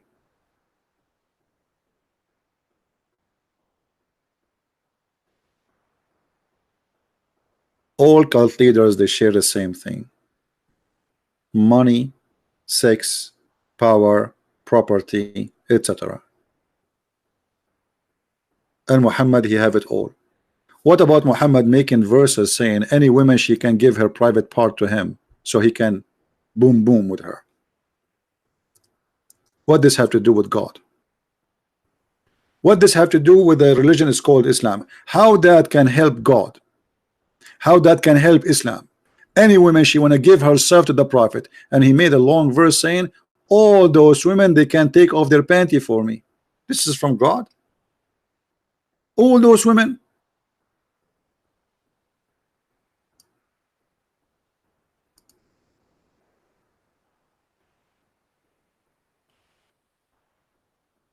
Somebody saying, CP, you can't do that now. If you deceive you're a student, we accept that. I don't know what you mean. What kind of a prophet?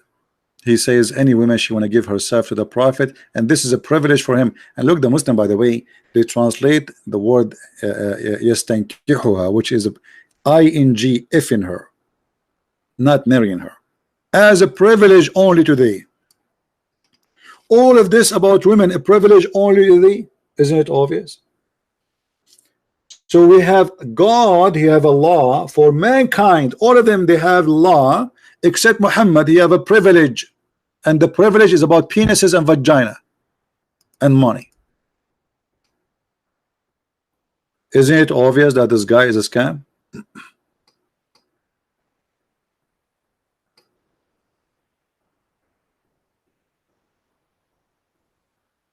Privilege to thee? Why Muhammad seeking privilege, and why Allah gave Muhammad the privilege about his private part? What does this have to do with God?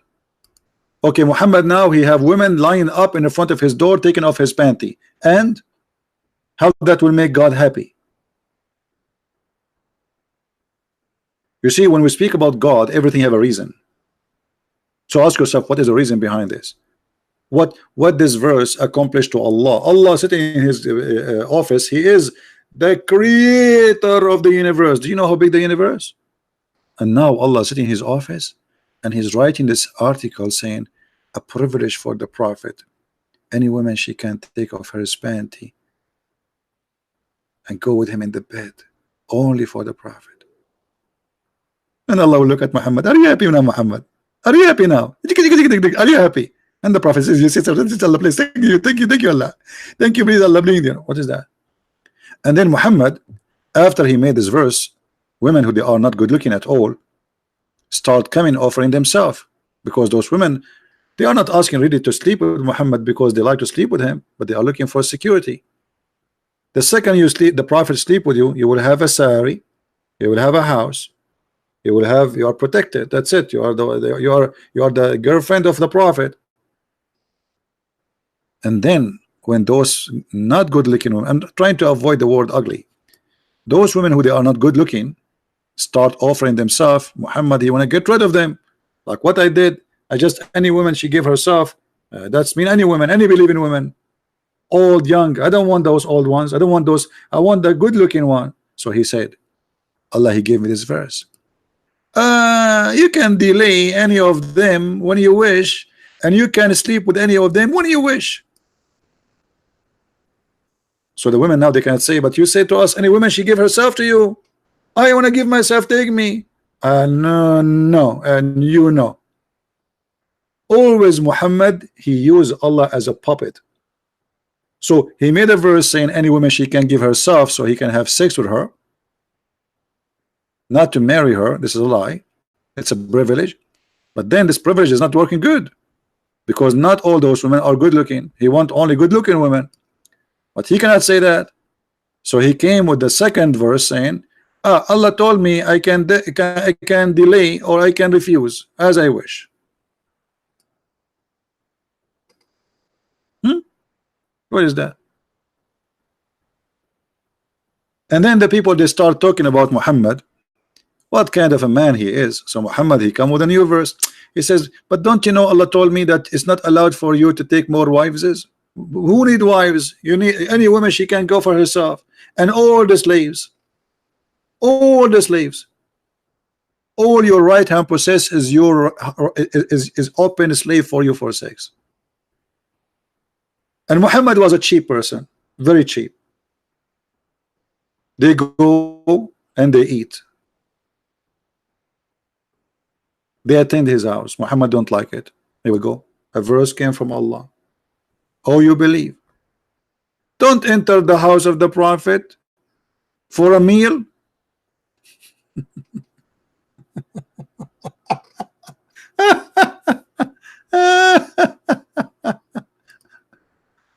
Okay, guys. I forgot to tell you that Allah told me that you are not allowed to visit the Christian prince when he have a meal in the table. Let me finish, okay, and meet you outside. Don't enter my house. What is that? This is a house of a prophet. The fifth of the booty. Any woman, she can give herself. Women, they are taking their earring and their bracelet, giving it to Muhammad, and now he is worried about a dish. A poor guy will come to his house and he will eat it.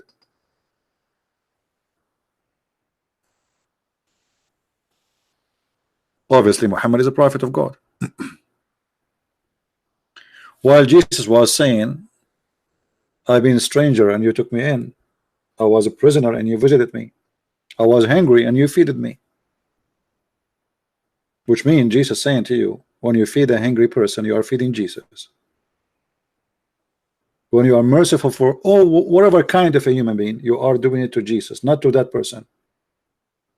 Muhammad was busy making verses saying, don't come to my house when I have food.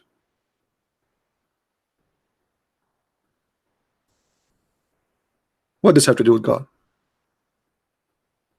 And if you want to ask the wife of the prophet, here you see Muhammad, he treats his women as a property. He don't want them to see anybody. Ask them from behind the curtain. What? Ask them from behind the curtain?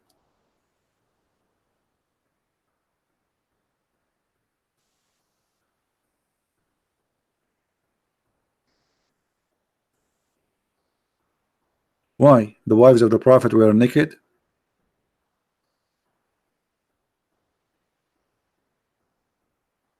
Here we go. Muhammad, he placed the women behind the curtain. This is your place. Your place as a female is behind the curtain. We men, we speak to you. You are the one behind the curtain, not us.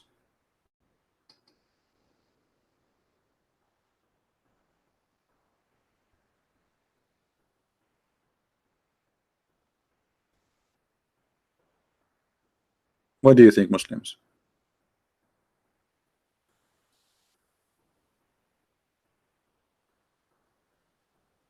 Anyway, we will not keep you longer. This video became so long now. Feel free to download the video. We will not, as you know, we don't keep the videos in our channel. Please download them as soon as you can. And always, if you want to find a video which we just made and it's not in the channel anymore, this is what you do. Very easy way. You look for the title. What was the title for today? 10 things you should know about Prophet Muhammad. You learn, you search for that title and you go to filter in YouTube. You filter it for the last 24 hours or even maybe a few hours, 2 hours or whatever, 1 hour, and then you will find those who are posting my video in their channel, so you can either download or you can watch the video, or even you can go to Patreon where I re-update the link before I delete. So I want to say thank you guys for being here. And as you see, we reject Muhammad for millions and millions of reasons, and we are the Arab who speak Arabic. We found the Quran a very stupid book in every way, in every mean. Scientifically stupid, grammatically stupid, language stupid, errors stupid, history stupid. It's a stupid book in every way, in every mean. And this is why Muhammad, he could not convert the Arab to Islam unless he took a war side and the sword. This is why in the Quran it says there's a chapter, it's called the chapter of Al-Fath, the victory, Al-Nasr.